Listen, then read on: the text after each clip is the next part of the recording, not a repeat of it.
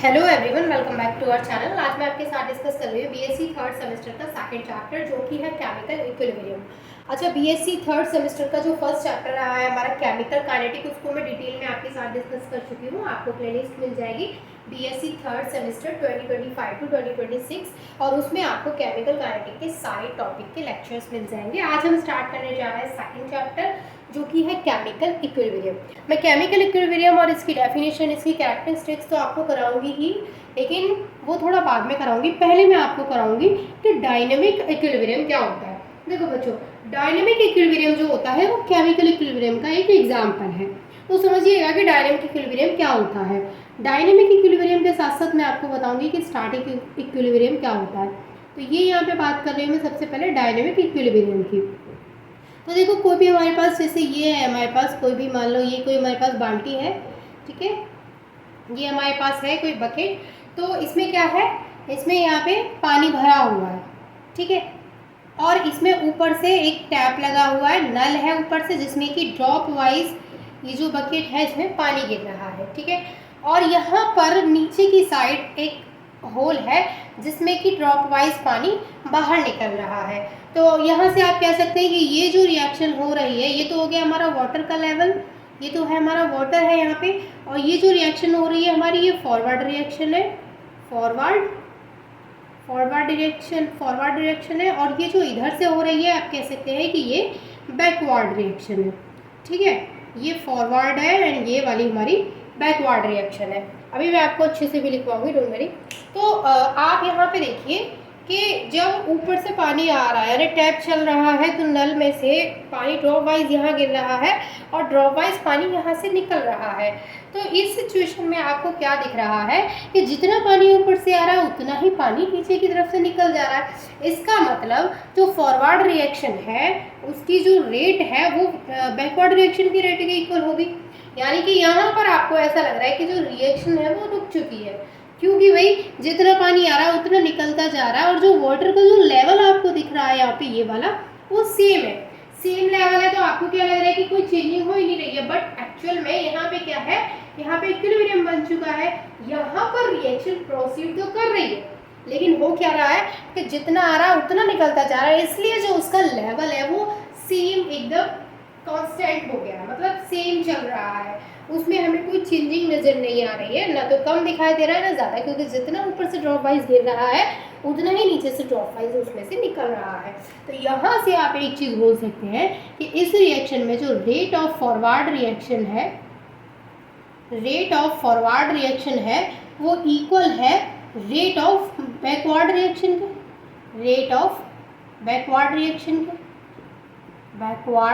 Reaction के, अब आपको रेट तो पता होगा, रेट क्या होता है, केमिकल काइनेटिक में बहुत अच्छे से पढ़ाया मैंने आपको। क्या होता है भाई, स्पीड। क्या है इसका मतलब, स्पीड, ठीक है। यानी कि स्पीड की बात हो रही है कि जो रिएक्शन, जो फॉरवर्ड रिएक्शन की स्पीड है वो बैकवर्ड रिएक्शन की स्पीड के बराबर है। इसका मतलब क्या है बच्चों, कि जितनी स्पीड के साथ ये रिएक्शन वैसे, मतलब ये जो बकेट है उसमें पानी गिर रहा है, उतनी ही स्पीड के साथ पानी ड्रॉप वाइज निकल रहा है। तो सेम स्पीड है, इसलिए पानी का लेवल भी सेम है, उसमें कोई ना डिक्रीमेंट नजर आ रहा है ना ही इंक्रीमेंट नजर आ रहा है।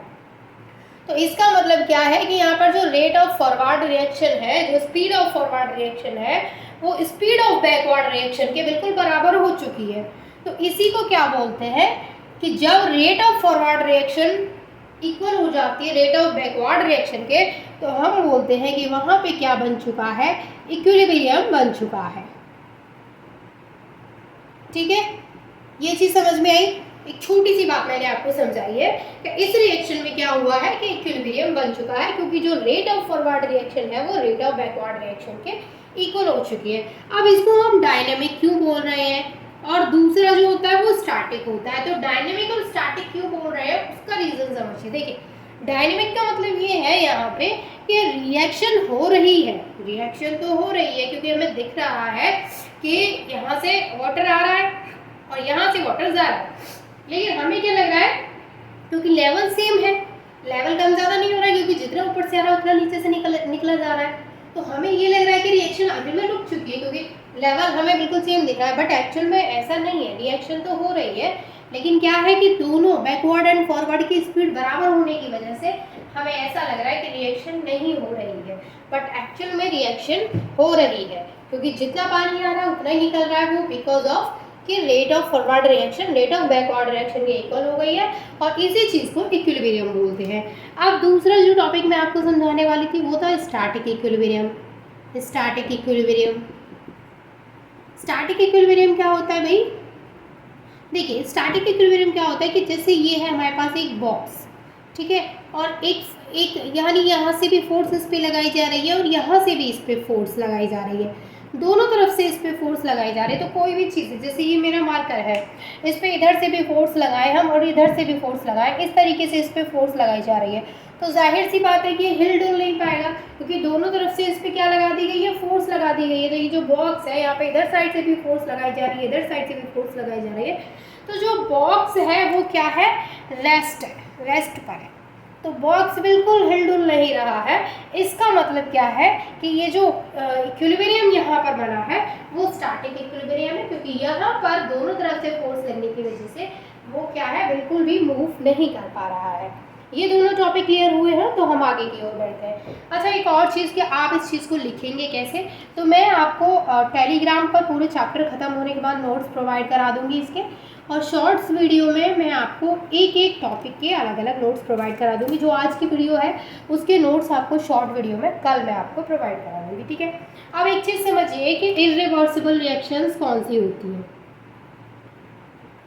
इर्रिवर्सिबल रिएक्शन, और दूसरी साइड समझिए कि रिवर्सिबल रिएक्शन कौन सी होती है?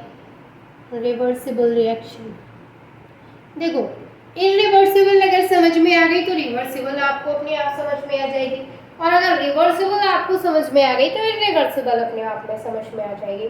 इसका मतलब क्या है कि अगर मैं इरिवर्सिबल रिएक्शन को आपको समझाऊं तो इसमें क्या होता है कि जो रिएक्टेंट है, रिएक्टेंट जो है वो प्रोडक्ट में कन्वर्ट होता है ना, लेकिन प्रोडक्ट वापस रिएक्टेंट में कन्वर्ट नहीं होगा। यानी कि इरिवर्सिबल में जो रिएक्शन होती है वो सिर्फ और सिर्फ फॉरवर्ड डायरेक्शन में होती है, फॉरवर्ड डायरेक्शन में होती है। यानी इसमें जो रिएक्शन है वो सिर्फ फॉरवर्ड डायरेक्शन में प्रोसीड करेगी, बैकवर्ड में नहीं करेगी। तो इस तरीके की रिएक्शंस हमारी इरिवर्सिबल रिएक्शन होती हैं, जिसमें कि रिएक्टेंट तो प्रोडक्ट में कन्वर्ट हो रहा है बट प्रोडक्ट वापस कन्वर्ट नहीं हो रहा है रिएक्टेंट में, ठीक है। इसका एग्जाम्पल अगर मैं आपको कराऊं तो जैसे NaOH है, सोडियम हाइड्रोक्साइड है, वो रिएक्ट करता है किसके साथ में? HCl के साथ में।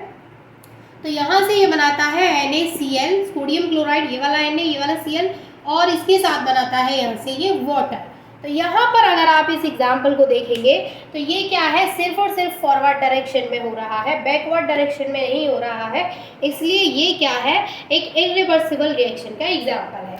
और इरिवर्सिबल रिएक्शन में जो इक्विलिब्रियम है वो नहीं होता है। इरिवर्सिबल मतलब इरिवर्सिबल रिएक्शंस जो होती है इनमें क्या होता है? Does not have equilibrium, does not have equilibrium. इस तरीके की रिएक्शन में इक्विलिब्रियम क्यों नहीं बनता है? और क्यों नहीं बनता है बच्चों? इसलिए नहीं बनता है क्योंकि इनमें क्या है कि जो डायरेक्शन है रिएक्शन की वो सिर्फ और सिर्फ एक ही उसमें होती है, एक ही डायरेक्शन में होती है, फॉरवर्ड डायरेक्शन में। और मैंने आपको अभी एक चीज़ समझाई थी, अगर आपने ढंग से समझी हो तो, कि इक्विलिब्रियम कब बनता है? जब rate of forward reaction rate of backward reaction के इक्वल हो जाती है। तो इसका मतलब ये है कि इक्विलिब्रियम बनने के लिए जो रिएक्शन है वो रिवर्सिबल होनी चाहिए, क्योंकि रिवर्सिबल होगी तभी फॉरवर्ड एंड बैकवर्ड दोनों डायरेक्शन में रिएक्शन प्रोसीड करेगी। अब रिवर्सिबल की मैं बात करूं तो यहाँ पर जो रिएक्टेंट है वो प्रोडक्ट में कन्वर्ट हो जाता है, और प्रोडक्ट वापस रिएक्टेंट में कन्वर्ट हो सकता है। यानी जो रिएक्शन है वो फॉरवर्ड एंड बैकवर्ड दोनों डायरेक्शन में होती है। यानी रिएक्टेंट प्रोडक्ट में कन्वर्ट हो सकता है, प्रोडक्ट रिएक्टेंट में कन्वर्ट हो सकता है। तो सॉरी, तो यहाँ पर जो रिएक्शन है वो reaction proceed in both direction, दोनों डायरेक्शन में होती है। कौन कौन सी डायरेक्शन? कौन सी? फॉरवर्ड डायरेक्शन और बैकवर्ड डायरेक्शन, दोनों डायरेक्शन में रिएक्शन होती है। इसका अगर मैं आपको एग्जाम्पल कराऊँ तो यहाँ पे एग्जाम्पल हो सकता है N2 एंड 3H2, और जब ये आपस में रिएक्ट करते हैं तो ये यहाँ पे बना लेंगे NH3। तो यहाँ पर अगर आप देखें तो ये जो रिएक्शन है, ये देखिए यहाँ पर ये वाला साइन नहीं आया क्योंकि रिवर्सिबल में ये वाला साइन होता है। तो N2 जब 3H2 के साथ में रिएक्ट करता है तो यहाँ पर 2NH3 बनते हैं, और ये गैसियस स्टेट में है, ये भी गैसियस स्टेट में है, और ये भी गैसियस स्टेट में बनता है। तो ये जो रिएक्शन होती है वो रिवर्सिबल रिएक्शन होती है, जिसमें कि रिएक्टेंट, अब देखो इन दोनों ने मिलके NH3 को बनाया है यहाँ पे, तो इस रिएक्शन के पास ये एबिलिटी है कि ये फिर से वापस इसमें कन्वर्ट हो सकता है, यानी ये रिएक्शन फिर से बैकवर्ड डायरेक्शन में प्रोसीड कर जाएगी। तो इसलिए हम इनको बोलते हैं कि ये रिवर्सिबल रिएक्शन है। अब देखो रिवर्सिबल रिएक्शन है तो इसमें जो इक्विलिब्रियम है वो बनता है, इक्विलिब्रियम स्टेज इसमें आएगी, ठीक है। लेकिन मैंने आपको क्या बोला था कि इरिवर्सिबल में इक्विलिब्रियम स्टेज नहीं होती है, irreversible reaction does not have an equilibrium, ठीक है। ये दोनों टॉपिक क्लियर हुए। अब तक मैंने आपको 4 टॉपिक बता दिए कि dynamic equilibrium, static equilibrium, irreversible reaction है, रिवर्सिबल रिएक्शन।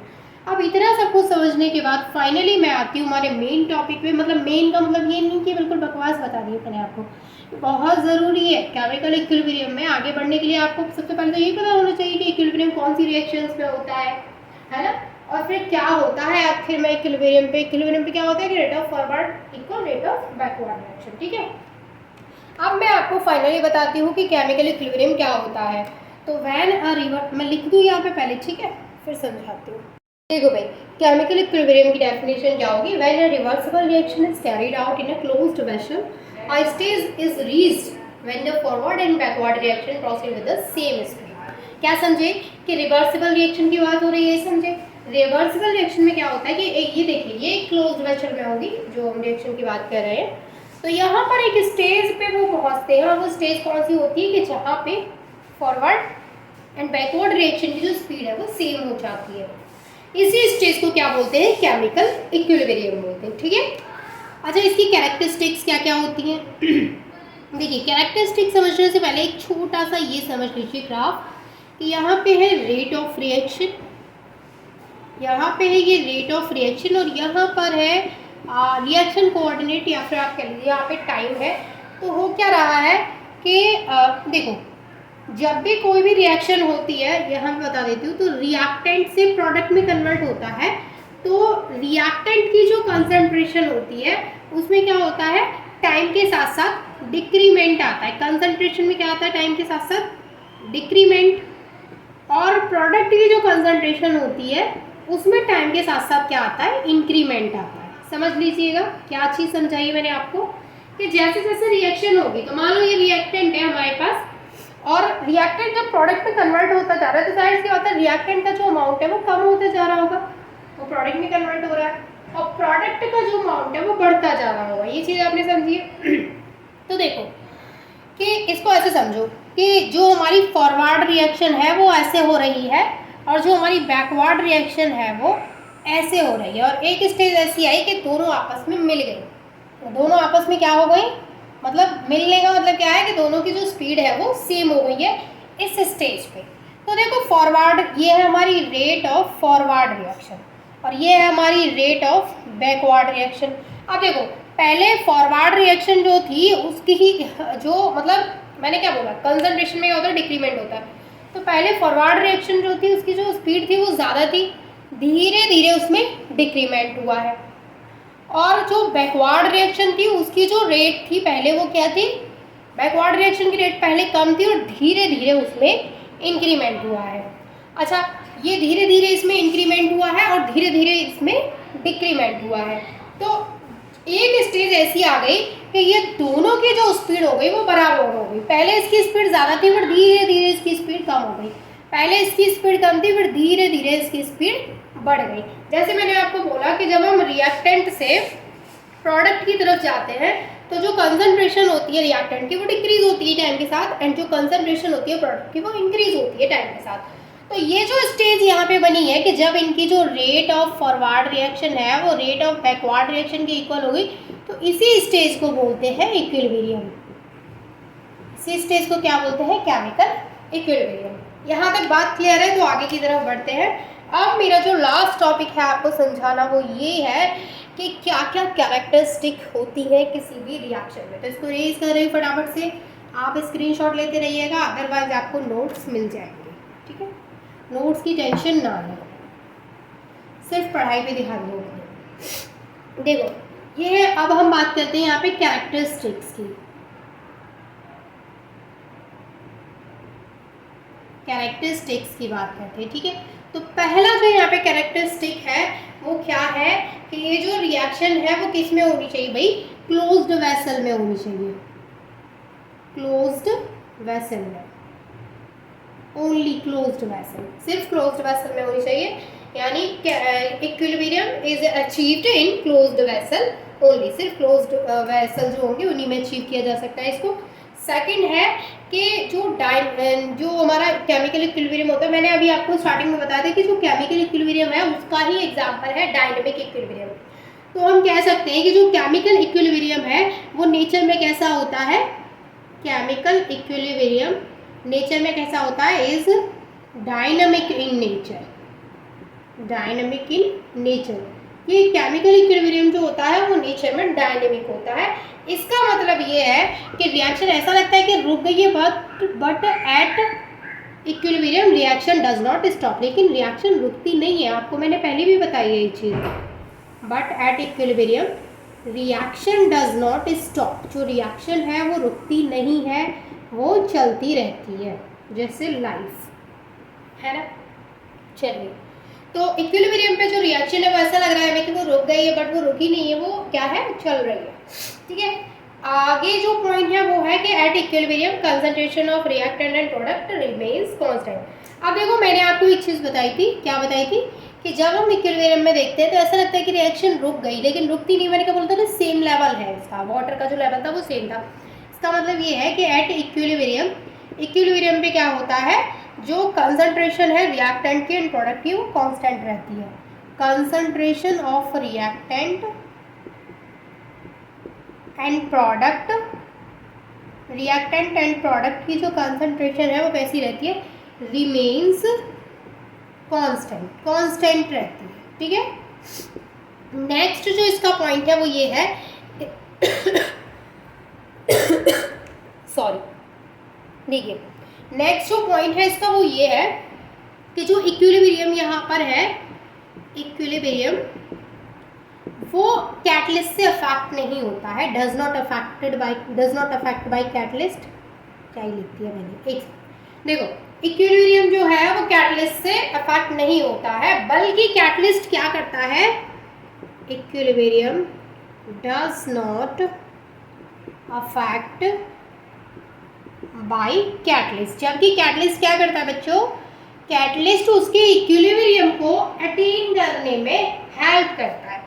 यानी कि हम कह सकते हैं catalyst help to attain the equilibrium rapidly, मतलब जल्दी से मिलने के लिए, आसानी से मिलने के लिए इक्विलिब्रियम को कैटलिस्ट उसकी हेल्प करता है। Relation between Gibbs free energy and equilibrium constant, यानी कि जो गिब्स फ्री एनर्जी होती है और जो इक्विलिब्रियम कांस्टेंट है उसके बीच में क्या रिलेशन होता है और उसको कैसे डेराइव करते हैं, ये मैं आपके साथ में डिस्कस करूँगी।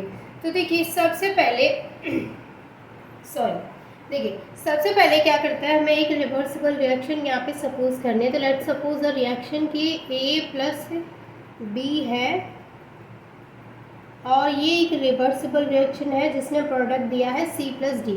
तो आपको पता है कि ये दोनों क्या है? रिएक्टेंट है और ये क्या है? प्रोडक्ट है। अच्छा, उससे भी पहले आपको एक चीज़ बता देती हूँ कि ये देखिए, ये जो पूरा हमारा लेक्चर रहने वाला है वो पूरा थ्योरी बेस्ड नहीं है, पूरा डेरिवेशन है। तो आप चाहे तो ये खुद बस सिर्फ डेरिवेशन ही आपको लिखनी है, बाकी का अगर आपको एक एक पॉइंट अच्छे से लिखना है तो उसका मैं नोट्स आपको जो वीडियो है शॉर्ट वीडियो उसके थ्रू प्रोवाइड करा दूँगी। और बाकी चैप्टर कंप्लीट होने के बाद मैं पूरे चैप्टर के नोट्स PDF बना के टेलीग्राम पे अपलोड कर दूँगी, ठीक है। तो यहाँ पर हम आते हैं इस रिएक्शन पे। तो ये है हमारे पास एक रिवर्सिबल रिएक्शन जिसमें ये रिएक्टेंट है और ये प्रोडक्ट है। अब देखो, अगर हम यहाँ पे स्टैंडर्ड फ्री एनर्जी लिखेंगे इनके लिए, रिएक्टेंट्स एंड प्रोडक्ट के लिए, अगर हम यहाँ पे स्टैंडर्ड फ्री एनर्जी लिखेंगे, स्टैंडर्ड फ्री एनर्जी किस किस के लिए लिखेंगे हम, तो रिएक्टेंट्स हैं और प्रोडक्ट्स है उसी के लिए लिखेंगे, यानी जो एबव सब्सटेंसेस है उनके लिए लिखेंगे। तो हमारे पास क्या आएगा, आर ए के लिए हम क्या लिख देंगे, जी ए, बी के लिए जी बी गिव्स फ्री यानी स्टैंडर्ड फ्री एनर्जी हम यहाँ पे लिख रहे हैं, सी के लिए लिख देंगे जी सी एंड डी के लिए लिख देंगे जी डी। ठीक है। अब देखो, हमें पता है, we know that free energy G of any substance x at temperature T is given by, यानी हमें पता है, क्या पता है हमें, we know कि जो फ्री एनर्जी होती है, फ्री एनर्जी जिसको कि हम क्या लिखेंगे, g, जो फ्री एनर्जी होती है किसी भी सब्सटेंस की, मान लो कोई भी सब्सटेंस जो है वो है x है, ऑफ एनी सब्सटेंस x, यानी हम किसी एक सब्सटेंस की बात करें जिसका नाम हो गया x के, x की जो फ्री एनर्जी है g और कितने टेम्परेचर पर है, at temperature T, at temperature T, तो उसको हम कैसे लिखेंगे, इज गिवन बाय, इसको हम कैसे लिखेंगे, यानी किसी भी सब्सटेंस जो कि x है उसकी फ्री एनर्जी लिखनी है, g लिखनी है और टेम्परेचर कितना है, T टेम्परेचर पर, तो हम उसको कैसे लिखेंगे भाई, हम उसको लिखेंगे g equal G not plus R T L N x, क्योंकि x सब्सटेंस की है तो हम उसको ऐसे x लिखेंगे। तो ये एक इक्वेशन आपके दिमाग में आ गई। अब इस इक्वेशन के बेस पे अगर हम इनके लिए क्या लिखें, जैसे जो GA है, GA के लिए एक इक्वेशन लिखें इस तरीके से, तो हम कैसे लिख सकते हैं, सिर्फ क्या करेंगे हम, जो मतलब जैसे हमने ये क्वेश्चन लिखे वैसे ही हम लिखेंगे। तो GA के लिए हम लिखेंगे GA इक्वल जी नॉट है तो जी नॉट और नीचे के लगा देंगे ए, क्योंकि ए की हम बात कर रहे हैं। बाकी का R T L N same लिखेंगे। उसके बाद ये तो एक्स सब्सटेंस की थी, लेकिन ये किस सब्सटेंस की, ए की, तो हम यहाँ पे ए लिख देंगे। ठीक है। सेम हम जी बी के लिए लिखेंगे तो क्या लिखेंगे, जी नॉट बी, ये हो जाएगा आर टी एल एन और यहाँ पे हो जाएगा बी। यहाँ तक आपको दिख रहा है, ठीक है, दिख रहा है। सेम हम सी के लिए लिखेंगे तो हो जाएगा जी सी लिखेंगे, G C equal G naught C R T L N और ये हो जाएगा सी के लिए। सेम हम जी डी के लिए लिखेंगे तो हो जाएगा G naught D R T L N D. इस तरीके से हम क्या लिख सकते हैं, यहाँ पे इक्वेशन लिख सकते हैं। अब देखो, जब भी मैंने आपको पहले अपनी प्रीवियस वीडियोस में कई बार बताया है कि जब भी हम किसी भी जैसे जी है यहाँ पे, तो जी हम किसकी बात कर रहे हैं, यहाँ पे फ्री एनर्जी की बात कर रहे हैं। तो अगर हम जी के आगे डेल्टा लगा देते हैं, इसका मतलब क्या है, चेंज इन फ्री एनर्जी, यानी कि उसमें जो चेंज है उसको दिखा रहे हैं। तो चेंज को कैसे निकालेंगे भाई, हम प्रोडक्ट में से रिएक्टेंट को माइनस करवा देंगे तो हमें निकल जाएगा। ठीक, तो क्या करेंगे हम, समेशन जी प्रोडक्ट, यानी जो प्रोडक्ट है उसमें से माइनस करवा देंगे जी रिएक्टेंट। यहाँ तक कोई किसी को दिक्कत नहीं होनी चाहिए। हमने क्या किया, प्रोडक्ट में से रिएक्टेंट को माइनस करवा दिया है। यहाँ तक सारी चीज़ें क्लियर है, आगे बढ़े। चलिए अब देखो, ये जो प्रोडक्ट है आपको बताया है कि प्रोडक्ट में क्या क्या है, जी सी एंड जी डी। हमने स्टैंडर्ड फ्री एनर्जी जो लिखी थी प्रोडक्ट के लिए, वो सी के लिए जी सी, डी के लिए जी डी लिखी थी। तो हम यहाँ पे इसको ऐसे भी तो लिख सकते हैं, ये delta G as it is रहेगा, प्रोडक्ट की जगह पे क्या लिख देंगे, जी सी प्लस जी डी, है ना, माइनस का साइन लगा देंगे बीच में। अब रिएक्टेंट के लिए हमने क्या लिखा था, जी ए और जी बी लिखा था, तो अब हम यहाँ पे लिख सकते हैं जी ए प्लस जी बी। ठीक है, ये जी बी है, यहाँ तक कोई दिक्कत नहीं, हो गया।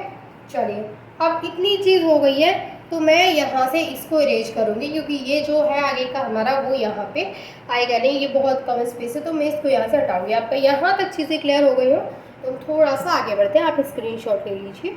आप देखो यहाँ पर ये वाली क्वेश्चन आपको साफ साफ समझ में आ रही है। देखो जी सी के लिए मैंने एक वैल्यू लिखी थी, आपको याद हो तो क्या थी वो, G naught C plus R T L N C. आपको पता है कि मैंने GA, GB, GC, GD सबके लिए इस तरीके की एक इक्वेशन निकाली थी। तो GC के लिए जो इक्वेशन निकाली थी वो ये थी। तो हम यहाँ पे क्या कर देंगे, डेल्टा G तो हमारे साथ साथ चल ही रहा है, GC के लिए जो इक्वेशन निकाली थी उसको यहाँ पर लिखेंगे। तो GC के लिए क्या इक्वेशन थी, G0C plus RT ln C, ये लिखी थी हमने GC के लिए। कोई किसी को यहाँ तक कोई दिक्कत नहीं है। प्लस यहाँ पे क्योंकि GD है तो अब GD के लिए क्या लिखेंगे हम, ये वाली इक्वेशन। तो ये हो जाएगा G0D प्लस RT ln, और उसके बाद क्या हो जाएगा यहाँ पे D। यहाँ तक किसी को कोई दिक्कत नहीं है ना, यहाँ तक सारी चीज़ें क्लियर है। ये तो हो गया यहाँ पे ये वाला पार्ट बस। अब इसके बाद क्या, माइनस का साइन है, माइनस के साइन के बाद हमें GA के लिए लिखनी है। तो आपको पता है GA के लिए भी सेम वो वाली इक्वेशन थी, G0A प्लस RT ln, और यहाँ पे क्या था A, प्लस GB के लिए क्या लिखेंगे, G0B plus RT ln B। अब देखो ये मैंने इक्वेशन इसलिए यहाँ पे लिख दी है क्योंकि यहाँ पे है तो नहीं है वो इक्वेशन, मैं इरेज कर चुकी हूँ उसको क्योंकि स्पेस नहीं थी। अगर आपके पास स्क्रीनशॉट है तो आप देखिएगा, मैंने वो दोनों इक्वेशन इस जगह पे लिखी थी। ठीक है, यहाँ तक आपको ये चीज़ें समझ में आ रही है। और शायद यहाँ पे लाइट आ रही है, एक सेकेंड रुकिएगा बस। ये देखिए मैंने लाइट को फिक्स कर दिया है। अब यहाँ पर वही इक्वेशन है जो GB के लिए हमने लिखी थी। ये इक्वेशन यहाँ पे हो गई है। चलिए आगे बढ़ते हैं, क्या करेंगे, देखिए डेल्टा G तो यहाँ पे इक्वल में एज इट इज चल ही रहा है। अब देखो, अब हम क्या करेंगे, यहाँ से जो भी GA, GD, G और GC, GD और GB है उनको कॉमन ले लेंगे, यानी मतलब कॉमन है मतलब एक तरफ निकाल देंगे। तो ये वाला GC हमने एक तरफ निकाल लिया तो ये हो जाएगा G0C। ठीक है, उसके बाद हमने GD को बाहर निकाला, प्लस में G0D। अब उसको पता आपको ये दोनों माइनस में है तो हम यहाँ पे लिखेंगे G0A प्लस G0B। ये हमने GG वाला जो पोर्शन था उसको बाहर निकाल लिया है। ठीक है, इसके बाद RT ln वाला जो पोर्शन है बाकी का उसको हम एक तरफ ले रहे हैं तो उसको हम ऐसे लिख सकते हैं RT ln, ये वाला हो गया C पहले, फिर होगा हमारा RT ln D वाला पोर्शन, ये वाला पोर्शन, फिर हम किसका साइन लगाएंगे, माइनस का, और फिर हम लिखेंगे RT ln A, और फिर हम A के बाद में यहाँ पे प्लस का साइन भी आएगा, फिर आएगा प्लस का साइन, फिर हम लिखेंगे RT ln B। यहाँ तक किसी को कोई डाउट नहीं होना चाहिए, बिल्कुल मैंने एज इट इज़ वही चीज़ें लिखी है।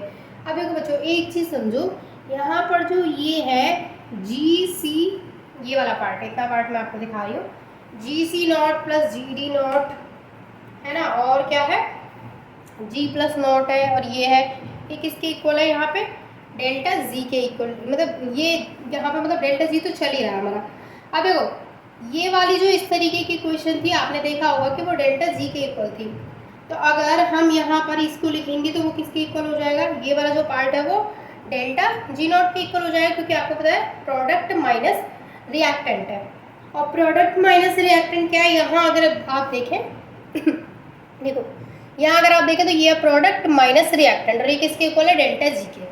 लेकिन यहाँ पर अगर आप देखें तो सब G0 है, तो ये भी तो प्रोडक्ट माइनस रिएक्टेंट है, तो ये किसके इक्वल हो जाएगा, ये देखिए डेल्टा G, ये वाला तो एज इट इज चल रहा है, ये हो जाएगा किसके इक्वल, डेल्टा G0 के इक्वल। क्यों भाई, क्योंकि यहाँ पे सब जगह नॉट लगा हुआ है, तो ये डेल्टा G0 के इक्वल हो जाएगा। तो ये हो जाएगा delta G equal delta G0 यहाँ पे। तो ये तो पोर्शन कंप्लीट हो गया हमारा। अब ये वाला पोर्शन बचा है RT ln वाला। अब हम क्या करेंगे, यहाँ पे लगाएंगे प्लस का साइन, इसको लिखेंगे RT ln C।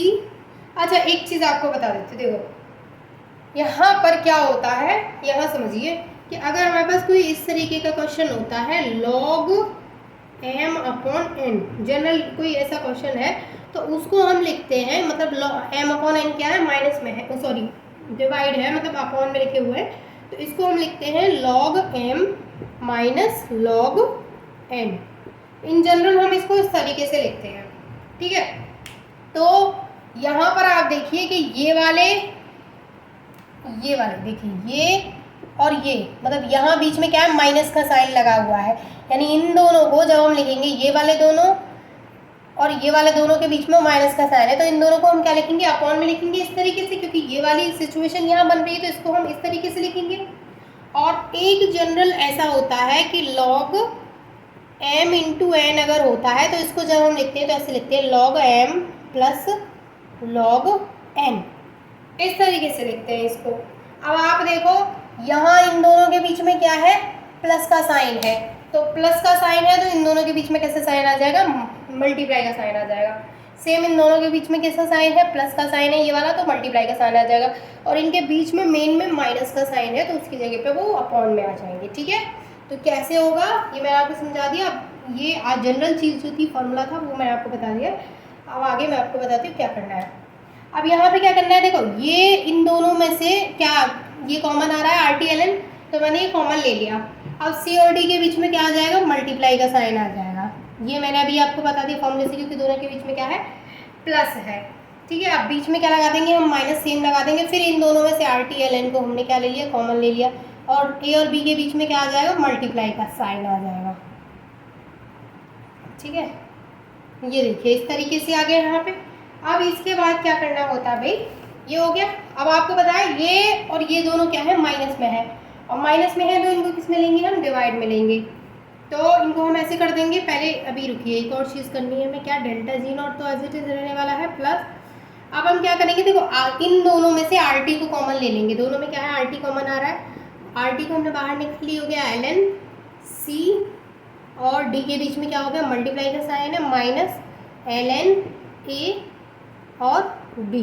दोनों के बीच में कैसा साइन है, यहाँ पे आपको पता है दोनों के बीच में कैसा साइन है भाई, दोनों के बीच में माइनस का साइन है, तो दोनों को हम कैसे लिख देंगे, अपॉन में, तो ये होगा delta G equal delta G not plus RT ln, और ये हो जाएगा CD अपॉन में AB। यहाँ तक अगर किसी को कोई दिक्कत है तो बताइए। यहाँ तक सारी चीज़ समझ में आ गई होंगी। ठीक है, इतनी चीज़ समझ में आ गई है, बोर्ड पे स्पेस नहीं है, ऊपर का मैं इरेज कर रही हूँ। ठीक है, इतनी चीज़ तो आपकी समझ में आ गई होगी। ये वाली चीज़ें तो बहुत पहले समझा चुकी हूँ आपको, ये तो और भी अच्छे से आ गई होंगी। ठीक है, देखो यहाँ तक सारी चीज़ समझ में आ गई है। चलिए यहाँ तक का पूरा हटा देती हूँ, नीचे वाली इक्वेशन पे ध्यान रखिए बस। अब इसके बाद क्या होगा, हमारे पास ये इक्वेशन निकल गया है। अब देखो एक वो होता है रिएक्शन क्वोशिएंट। रिएक्शन क्वोशिएंट क्या होता है भाई, रिएक्शन क्वोशिएंट। रिएक्शन क्वोशिएंट जो होता है उसको हम Q से रिप्रेजेंट करते हैं, और Q इक्वल होता है प्रोडक्ट की कंसंट्रेशन अपॉन रिएक्टेंट की कंसंट्रेशन। Q जो होता है वो रिएक्शन क्वोशिएंट है, और वो प्रोडक्ट की कंसंट्रेशन अपॉन रिएक्टेंट की कंसंट्रेशन के इक्वल होता है। तो यहाँ से हम देखो यहाँ पर जो हमने एक हमारे पास इक्वेशन बनी, देखो यहाँ पे अगर आप देखो तो ये है हमारे पास delta G naught RT ln, और ln के बाद में क्या है, ये प्रोडक्ट की कंसंट्रेशन है, और ये रिएक्टेंट की कंसंट्रेशन। आप अच्छे से देख पा रहे हैं, C एंड D क्या है, प्रोडक्ट है, और A एंड B क्या है, रिएक्टेंट है। तो हम क्या करेंगे, प्रोडक्ट की कंसंट्रेशन एंड रिएक्टेंट की कंसंट्रेशन की जगह पे क्या लिख सकते हैं, Q लिख सकते हैं, क्योंकि Q प्रोडक्ट की कंसंट्रेशन और रिएक्टेंट की कंसंट्रेशन के इक्वल है। तो हम यहाँ से लिख सकते हैं delta G equal delta G not plus RT ln Q। अब देखो Q जो होता है ना, Q इक्वल होता है K के, और K क्या है, एट इक्विलिब्रियम, यानी ये इक्विलिब्रियम पे होता है, एट इक्विलिब्रियम। इक्विलिब्रियम पे क्या होता है, Q K के इक्वल होता है, और डेल्टा G जीरो होता है इक्विलिब्रियम पे, Q K के इक्वल होता है, एंड डेल्टा G जीरो होता है। तो अगर हम इक्विलिब्रियम पे निकालेंगे तो डेल्टा G तो हो जाएगा जीरो, और ये delta G not as it is रहेगा, और RT ln Q की जगह पे क्या आ जाएगा, K आ जाएगा। अब यहाँ से अगर हम डेल्टा G नॉट की वैल्यू को निकालेंगे, क्योंकि आगे तो ज़ीरो आ गया, तो वो आ जाएगा माइनस RT ln K, या तो आप K लिख लो या आप KC लिख लो, दोनों का मतलब क्या है, इक्विलिब्रियम कांस्टेंट। तो ये जो यहाँ पे आया है वही क्या है, relation between equilibrium constant and Gibbs free energy. ये equilibrium constant and Gibbs free energy के बीच में रिलेशन है ये वाला, और यहाँ पे हो सकता है आपको कहीं कहीं के की जगह पे के सी दिखे, उसका मतलब भी क्या है, के का मतलब भी इक्विलिब्रियम कांस्टेंट है। तो ये था जो हमें डराइव करना था, जो कि हमने डराइव कर लिया है। अच्छा, इसको अगर आप लॉग की फॉर्म में लिखेंगे तो आप कैसे लिख सकते हैं, यहाँ पर आर टी लॉग के है, तो अगर आप यहाँ पर आर टी एल एन के है, तो अगर आप इसको लॉग की फॉर्म में लिखेंगे तो आप लिखेंगे ये तो एज इट इज रहेगा delta G not equal -2303 R T log के। ठीक है, अगर आप लॉग की फॉर्म में लिखना चाहें तो ऐसे। तो ये था आज का हमारा लेक्चर। आई होप कि आपको समझ में आ गया होगा। कहीं भी कोई डाउट है तो कमेंट करके मुझसे पूछ सकते हैं। आज मैं आपके साथ डिस्कस करूँगी ली सेटेलियर्स प्रिंसिपल। तो यहाँ पर सबसे पहले आपको बता देती हूँ कि जो ली सेटेलियर प्रिंसिपल है वो किस लिए आता है। तो देखो, ली सेटेलियर एक साइंटिस्ट थे जिन्होंने स्टडी किया कि कोई भी रिएक्शन हो रही, तो आपको पता है कि जो भी हमारी रिवर्सिबल रिएक्शंस होती हैं उनमें क्या होता है, इक्विलिब्रियम बनता है। ये मैंने आपको ऑलरेडी जो हमारा इंट्रो पार्ट रहा है उसमें समझा दिया है, रिवर्सिबल रिवर्सिबल है ना, ये कौन सी रिएक्शंस होती हैं, डायनेमिक इक्विलिब्रियम, स्टैटिक इक्विलिब्रियम क्या होता है, ये सब मैं आपको समझा चुकी हूँ। तो मुझे लगता है कि ये सब बताने की अब आपको नीड है नहीं, क्योंकि हमारा चौथा पाँचवा लेक्चर है शायद इस चैप्टर का। तो प्रीवियस वीडियोज़ में मैं सारी चीज़ों को आपके साथ डिस्कस कर चुकी हूँ। अब देखिए, ली सेटेलियर्स प्रिंसिपल जो होता है वो किसी भी रिएक्शन में जब इक्विलिब्रियम बनता है, तो कोई भी रिएक्शन जब हो रही होती है, अब मैं यहाँ पे जो बात कर रही हूँ वो रिवर्सिबल रिएक्शन की बात कर रही हूँ, तो उसमें जो उसका जो कंसंट्रेशन है, उसका जो टेम्परेचर है, उसका जो प्रेशर है, उसमें जो चेंज आता है, यानी कि वो जो केमिकल इक्विलिब्रियम वहाँ पे बना है उस पर क्या इफेक्ट पड़ता है टेम्परेचर को बढ़ाने या घटाने से, कंसंट्रेशन के कम या ज़्यादा होने से, ठीक है, प्रेशर के कम या ज़्यादा होने से, उसी चीज़ को स्टडी किया था ली सेटेलियर ने। बहुत सिंपल सी बात है, क्या बताया मैंने कि कोई भी रिएक्शन हो रही है, रिवर्सिबल रिएक्शन हो रही है जिसमें कि केमिकल इक्विलिब्रियम बन रहा है, तो उस रिएक्शन में उसकी कंसंट्रेशन, उसके टेम्परेचर और उसके प्रेशर में चेंजिंग आने से क्या इफेक्ट पड़ रहा है, उस चीज़ को उन्होंने स्टडी किया था। सिंपल सी चीज़ें समझ में आ गई।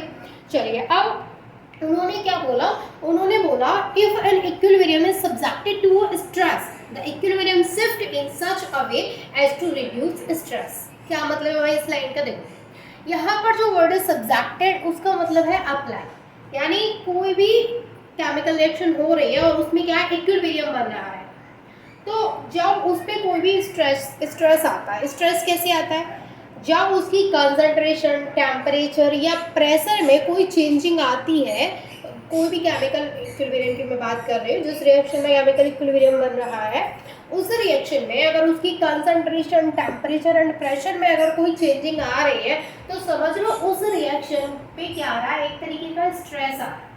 यानी उस चीज़ को हम यहाँ पे क्या बोलेंगे, क्योंकि ली सेटेलियर ने उसको इसी तरीके से समझाया कि वो जो रिएक्शन है उस पर एक तरीके का स्ट्रेस आ रहा है, अगर उस पर क्या किया जा रहा है, इक्विलिब्रियम अप्लाई कर रहे हैं, तो उस पर एक स्ट्रेस आ रहा है, और वो जो स्ट्रेस आता है उसकी वजह से जो उसका इक्विलिब्रियम होता है वो अलग अलग डायरेक्शन में शिफ्ट होना स्टार्ट कर देता है।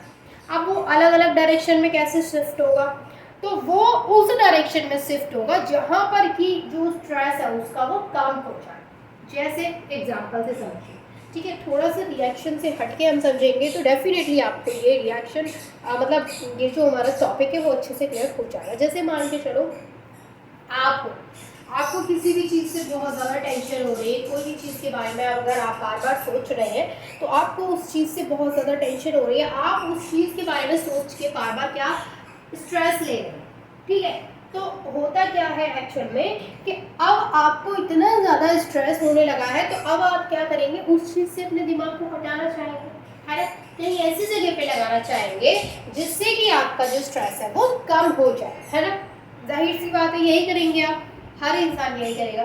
तो सेम रिएक्शन में क्या बोला जा रहा है कि अगर इक्विलिब्रियम पर जो स्ट्रेस आ रहा है, तो जो इक्विलिब्रियम है वो भी अपने स्ट्रेस को कम करने के लिए जिस डायरेक्शन में जा सकता है उस डायरेक्शन में जाएगा, यानी वो उस डायरेक्शन को अपने लिए सेलेक्ट करेगा जिसमें कि उसका जो स्ट्रेस है वो रिड्यूस हो जाए, वो कम हो जाए। इतनी चीज़ समझ में आई। अब इसी चीज़ को यहाँ पे थोड़ा और क्लियरली समझाएगा, यानी ये जो मैंने आपको समझाई है वही चीज़ यहाँ पे फिर से अगेन थोड़ा सा क्लियर तरीके से समझाई गई है कि if a system at equilibrium is subjected to a change of concentration, temperature and pressure, यानी कोई सिस्टम है जो कि इक्विलिब्रियम सिस्टम है, ठीक है, इज सब्जेक्टेड यानी कि उस पर अप्लाई किया जा रहा है। क्या अप्लाई किया जा रहा है कि उसकी कंसंट्रेशन में चेंज हो रहा है, या फिर उसके टेम्परेचर में चेंज हो रहा है, या फिर उसके प्रेशर में चेंज हो रहा है। यानी कोई भी केमिकल रिएक्शन हो रही है जो कि रिवर्सिबल रिएक्शन है, डोंट वरी, मैं आपको एग्जांपल्स भी दूंगी बहुत सारे इसमें। पहले ये जो कंसेप्ट है उसको समझिए कि कोई भी केमिकल इक्विलिब्रियम जब उस पर आप जो रिएक्शन है उसकी कंसंट्रेशन को चेंज कर रहे हैं, या उसके टेम्परेचर को चेंज कर रहे हैं, या उसके प्रेशर को चेंज कर रहे हैं, तो जो इक्विलिब्रियम है उस रिएक्शन का, क्योंकि ये सब चीज़ों में अगर आप चेंजिंग लेके आ रहे हैं तो इनका इफेक्ट क्या पड़ता है कि उसका जो इक्विलिब्रियम है उस पर क्या आता है, स्ट्रेस आता है, वहाँ पे स्ट्रेस क्रिएट हो जाता है। अब उस स्ट्रेस को कम करने के लिए इक्विलिब्रियम क्या होता है, इक्विलिब्रियम शिफ्ट हो जाता है in the direction that tends to undo the effect of the change. यानी कि इक्विलिब्रियम ऐसी डायरेक्शन में जाएगा जहां पर वो जो चेंजिंग आ रही है उसकी कंसंट्रेशन, टेम्परेचर, प्रेशर में, या फिर मैं सिंपल वर्ड्स में बोलूं कि उसका जो स्ट्रेस है वो जिस जगह पे जाने से कम होगा वो उस जगह पे जाएगा, यानी वो उस जगह पे, यानी कि वो उस डायरेक्शन में जाएगा। आइदर रिएक्टेंट की साइड जाएगा और प्रोडक्ट की साइड जाएगा, मतलब रिएक्टेंट और प्रोडक्ट ही तो आपको रिएक्शन में देखने को मिलेंगे ना। तो यहाँ पर वो उसी इक्विलिब्रियम को उसी जगह पे शिफ्ट करेगा, उसी डायरेक्शन में शिफ्ट करेगा जहाँ पर कि उसका स्ट्रेस जो है वो कम हो जाए। इतनी चीज़ समझ में आई है तो फटाफट से इसका स्क्रीनशॉट ले लीजिए, फिर मैं आपको बताती हूँ थोड़ा और डिटेल में। अब देखिए, जैसे मैंने आपको बोला कि हमें 3 चीज़ों का जो इफेक्ट है उसको स्टडी करना है। यानी हमें क्या ली सेटेलियर ने स्टडी किया था कि अगर कंसंट्रेशन का इफेक्ट क्या पड़ रहा है केमिकल इक्विलिब्रियम पे, टेम्परेचर का क्या पड़ रहा है और प्रेशर का क्या पड़ रहा है, तो हमें ना अलग अलग चीज़ों को पढ़ना पड़ेगा। जैसे सबसे पहले जो हमारा पॉइंट है वो है effect of change of concentration, यानी अगर कंसंट्रेशन में चेंजिंग आ रही है तो इक्विलिब्रियम कौन सी साइड में शिफ्ट होगा, ठीक है, तो मतलब कौन सी डायरेक्शन में शिफ्ट होगा, रिएक्टेंट वाली में या फिर प्रोडक्ट वाली में। तो यहाँ पर यही चीज़ हमने समझा रखी है। तो यहाँ पर हमने एक रिएक्शन को कंसिडर किया है जिसमें कि Fe3+HCN के साथ में रिएक्ट करके FeHCN का कॉम्प्लेक्स बना रहा है, जिसके ऊपर की 2+ इसके ऊपर चार्ज है। और यहाँ पर देखिए ये जो कलर है इसका वो पेल येलो है, और इसका कलर जो है वो कलरलेस है, और ये जो कॉम्प्लेक्स बना है वो डार्क ब्राउन कलर का कॉम्प्लेक्स बना है। तो यहाँ पर सपोज करिए कि अगर हम ये जो हमारे पास रिएक्शन है, यानी जो इक्विलिब्रियम है, अगर इसमें हम कुछ फेरिक सॉल्ट को ऐड करते हैं तो जो कलर होता है इस सॉल्यूशन का वो इमीडिएटली डार्क हो जाता है, यानी तुरंत फटाफट से वो क्या हो जाएगा, डार्क कलर में कन्वर्ट हो जाएगा। दैट मीन्स कि there is increase in the concentration of coloured complex, यानी कि यहाँ पे क्या हुआ है कि जो कलर्ड कॉम्प्लेक्स है उसकी कंसंट्रेशन में क्या हुआ है, इंक्रीमेंट हुआ है। यानी जैसे ही हम इस इक्विलिब्रियम में क्या डालते हैं, फेरिक सॉल्ट, थोड़ा सा फेरिक सॉल्ट को ऐड करते हैं, इस जो सोल्यूशन है इसका कलर इमीडिएटली डार्क हो जाएगा। इसका मतलब साफ है कि यहाँ पर जो कलर्ड कॉम्प्लेक्स हमें मिला है उसकी जो कंसंट्रेशन है वो एकदम से बढ़ जाती है। इस कॉम्प्लेक्स की मैं यहाँ पे बात कर रही हूँ। तो यहाँ पर देखिए कि जब भी increasing the concentration of reactant, जब भी रिएक्टेंट की कंसंट्रेशन में इंक्रीमेंट होता है, यहाँ पे मैं बात कर रही हूँ रिएक्टेंट की कंसंट्रेशन की, तो जब भी रिएक्टेंट की कंसंट्रेशन में इंक्रीज होगा तो जो इक्विलिब्रियम होगा वो प्रोडक्ट के फेवर में शिफ्ट होगा, यानी जो एज अ रिजल्ट हमें देखने को मिलेगा in shifting the equilibrium in favour of product, product के फेवर में इक्विलिब्रियम शिफ्ट होगा। लेकिन अगर जो हम यहाँ पे कंसंट्रेशन की बात कर रहे हैं, अगर वो कंसंट्रेशन प्रोडक्ट की इंक्रीज हो जाए, यानी अभी हमने बात की अगर रिएक्टेंट की कंसंट्रेशन में इंक्रीज हुआ है, रिएक्टेंट की कंसंट्रेशन पे क्या इफेक्ट पड़ा है कि वो इंक्रीज हुई है, तो जो इक्विलिब्रियम जाएगा वो प्रोडक्ट के फेवर में शिफ्ट होगा। और अगर प्रोडक्ट की कंसंट्रेशन इंक्रीज हुई है तो जो इक्विलिब्रियम है वो किस डायरेक्शन में शिफ्ट होगा, वो रिएक्टेंट के फेवर में शिफ्ट होगा। ये यहाँ पर मैंने रिएक्टेंट लिख रखा है, वो रिएक्टेंट के फेवर में शिफ्ट होगा।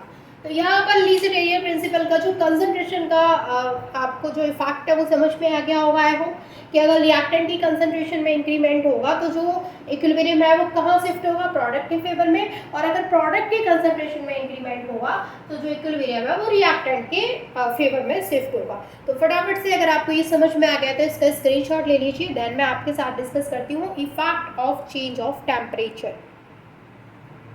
अब यहाँ पर देखिए effect of change of temperature को आप कैसे स्टडी करेंगे। तो देखो अभी मैंने आपको एक चीज़ बताई थी कि जो केमिकल इक्विलिब्रियम है जो भी केमिकल इक्विलिब्रियम है उसमें क्या दो चीज़ें आपको देखने को मिल रही थी, और वो दो चीज़ें क्या थी, यानी दो चीज़ें वो ये थी कि मतलब जो केमिकल इक्विलिब्रियम हो बन रहा था तो उसके बीच में दो चीज़ें ये बन रही थी कि एक तो ये कंडीशन हो सकती थी कि जो इक्विलिब्रियम है वो प्रोडक्ट के फेवर में शिफ्ट हो, और दूसरी कंडीशन क्या थी कि जो इक्विलिब्रियम है वो रिएक्टेंट के फेवर में शिफ्ट हो। यानी एक तो थी कि प्रोडक्ट के फेवर में शिफ्ट हो, ठीक है, दूसरी थी कि जो भी हमारा इक्विलिब्रियम है वो रिएक्टेंट के फेवर में शिफ्ट हो। ये दोनों चीज़ें मैंने अभी आपको बताई हैं कि दो चीज़ें हो सकती हैं, या तो जो इक्विलिब्रियम है chemical equilibrium involves to opposing reaction, दो रिएक्शन उसमें पॉसिबल हो सकती हैं कि अगर वो चीज़ अलग है जो मैंने अभी आपको बताई थी कि अगर रिएक्टेंट की कंसंट्रेशन में इंक्रीज होगा तो वो प्रोडक्ट के फेवर में जाएगा, और अगर प्रोडक्ट की कंसंट्रेशन में इंक्रीज होगा तो वो रिएक्टेंट के फेवर में जाएगा। लेकिन कंडीशन तो दो ही हो सकती है, या तो वो प्रोडक्ट के फेवर में शिफ्ट हो या फिर वो रिएक्टेंट के फेवर में शिफ्ट हो। ये चीज़ मैंने आपको बताई थी। अब मान के चलो कि जो रिएक्शन है if one of these is reaction, डाल लीजिए वन ऑफ दीज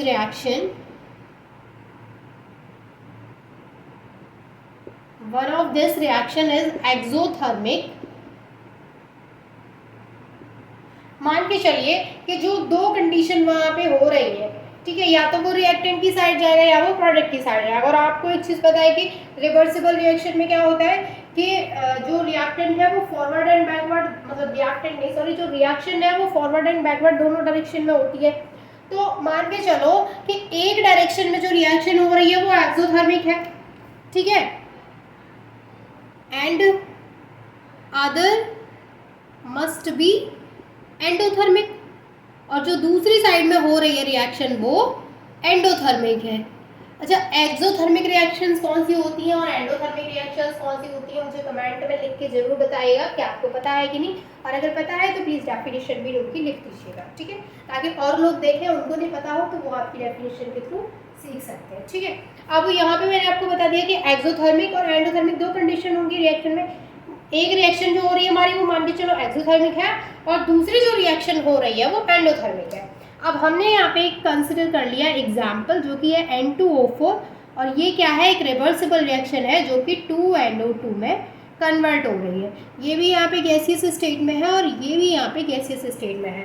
तो in this equilibrium the reaction favouring forward reaction is endothermic and backward reaction is exothermic. यानी इस रिएक्शन में जो फॉरवर्ड रिएक्शन हो रही है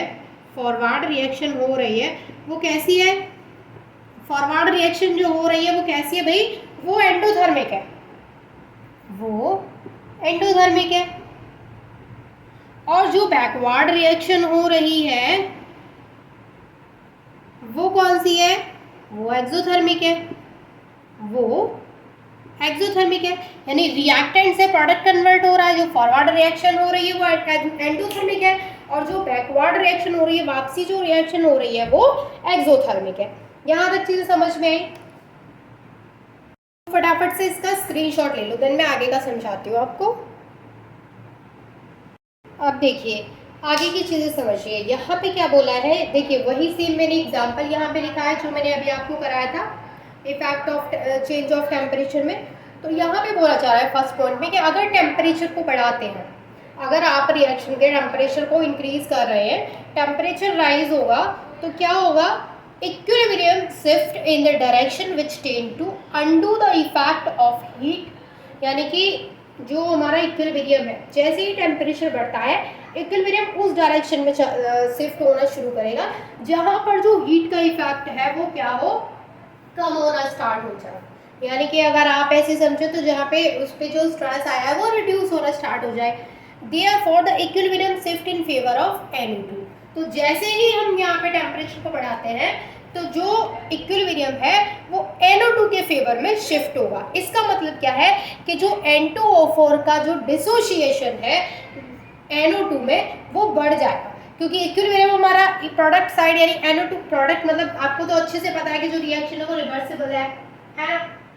तो यहाँ पर क्या है कि जो इक्विलिब्रियम में साफ साफ मेंशन है कि वो NO2 की साइड शिफ्ट होगा, और NO2 की साइड शिफ्ट होगा, इसका मतलब जो N2O4 का जो डिसोसिएशन हो रहा है NO2 में, वो जल्दी जल्दी यानी कि इंक्रीज होना स्टार्ट हो जाएगा। ठीक है, और अगर मान के चलो कि जो सिस्टम है वो क्या है, सिस्टम इज कूल्ड, है ना, वो कूल है, तो फिर क्या होगा, जो इक्विलिब्रियम है वो in the direction of which tends to produce heat, मतलब इक्विलिब्रियम जो है वो उस डायरेक्शन में शिफ्ट होना स्टार्ट हो जाएगा विच टेंड्स टू प्रोड्यूस हीट, जहाँ पर हीट प्रोड्यूस हो रही हो। ठीक है, the equilibrium will shift in the favour of N2O4। इसका मतलब क्या है, जैसे ही वो सिस्टम ठंडा हो जाता है इक्विलिब्रियम N2O4 की तरफ में क्या करेगा, N2O4 की फेवर में शिफ्ट होना शुरू हो जाएगा, और वो उस डायरेक्शन में शिफ्ट होगा जहाँ पर जो हीट है वो प्रोड्यूस हो रही हो, तो वो N2O4 के फेवर में शिफ्ट होगा। इसका मतलब ये है कि जो N2O4 का जो डिसोसिएशन हो रहा था NO2 में, वो डिक्रीज हो जाएगा अगर जो सिस्टम क्या है, इफ सिस्टम इज कूल्ड। ठीक है, तो ये था हमारा इफेक्ट ऑफ टेम्परेचर, जो कि एक मैंने पहले आपको समझाया था थोड़ा सा यहाँ पर 2 पॉइंट्स के थ्रू मैंने एक्सप्लेन किया है। आपने आई होप कि उसका स्क्रीनशॉट ले लिया होगा, अब आप इसका स्क्रीनशॉट भी ले लीजिए। देन मैं अब आपके साथ डिस्कस करती हूँ effect of change of pressure, जो कि हमारा लास्ट पॉइंट है इस टॉपिक का। अब देखिए, इफेक्ट ऑफ प्रेशर को समझिए, यानी जो भी प्रेशर का इफेक्ट होता है, प्रेशर का चेंज होने से जो इफेक्ट होता है इक्विलिब्रियम में। अब मान के चलो कोई भी इक्विलिब्रियम है, कोई भी केमिकल इक्विलिब्रियम, कोई भी मैं इक्विलिब्रियम की बात कर रही हूँ, कोई भी रिएक्शन की मैं बात कर रही हूँ, जो कि क्या है, मतलब उसमें जो इक्विलिब्रियम है वो कंसिस्ट कर रहा है गैसेस को, यानी उसमें जो रिएक्टेंट है वो क्या है, रिएक्टेंट प्रोडक्ट क्या है, उसमें गैसेस है। यानी यहाँ पे बात हो रही है कि एक ऐसी केमिकल रिएक्शन जिसमें कि गैसेस इन्वॉल्व हैं। तो एक इक्विलिब्रियम है जो कि कंसिस्ट कर रहा है गैसेस को, जिसमें कि गैसेस हैं। तो उसमें गैसेस हैं तो होता क्या है कि जो जितने भी उसमें कंपोनेंट्स यूज हुए हैं उनके प्रेशर को चेंज करके उनकी कंसंट्रेशन को चेंज किया जा सकता है। यानी हम यहाँ पे कह सकते हैं then the concentration of all the component, जितने भी कंपोनेंट वहाँ पे यूज हुए हैं उनकी कंसंट्रेशन को क्या किया जा सकता है, कैन बी अल्टर्ड, उनको चेंज किया जा सकता है, can be altered by changing the pressure.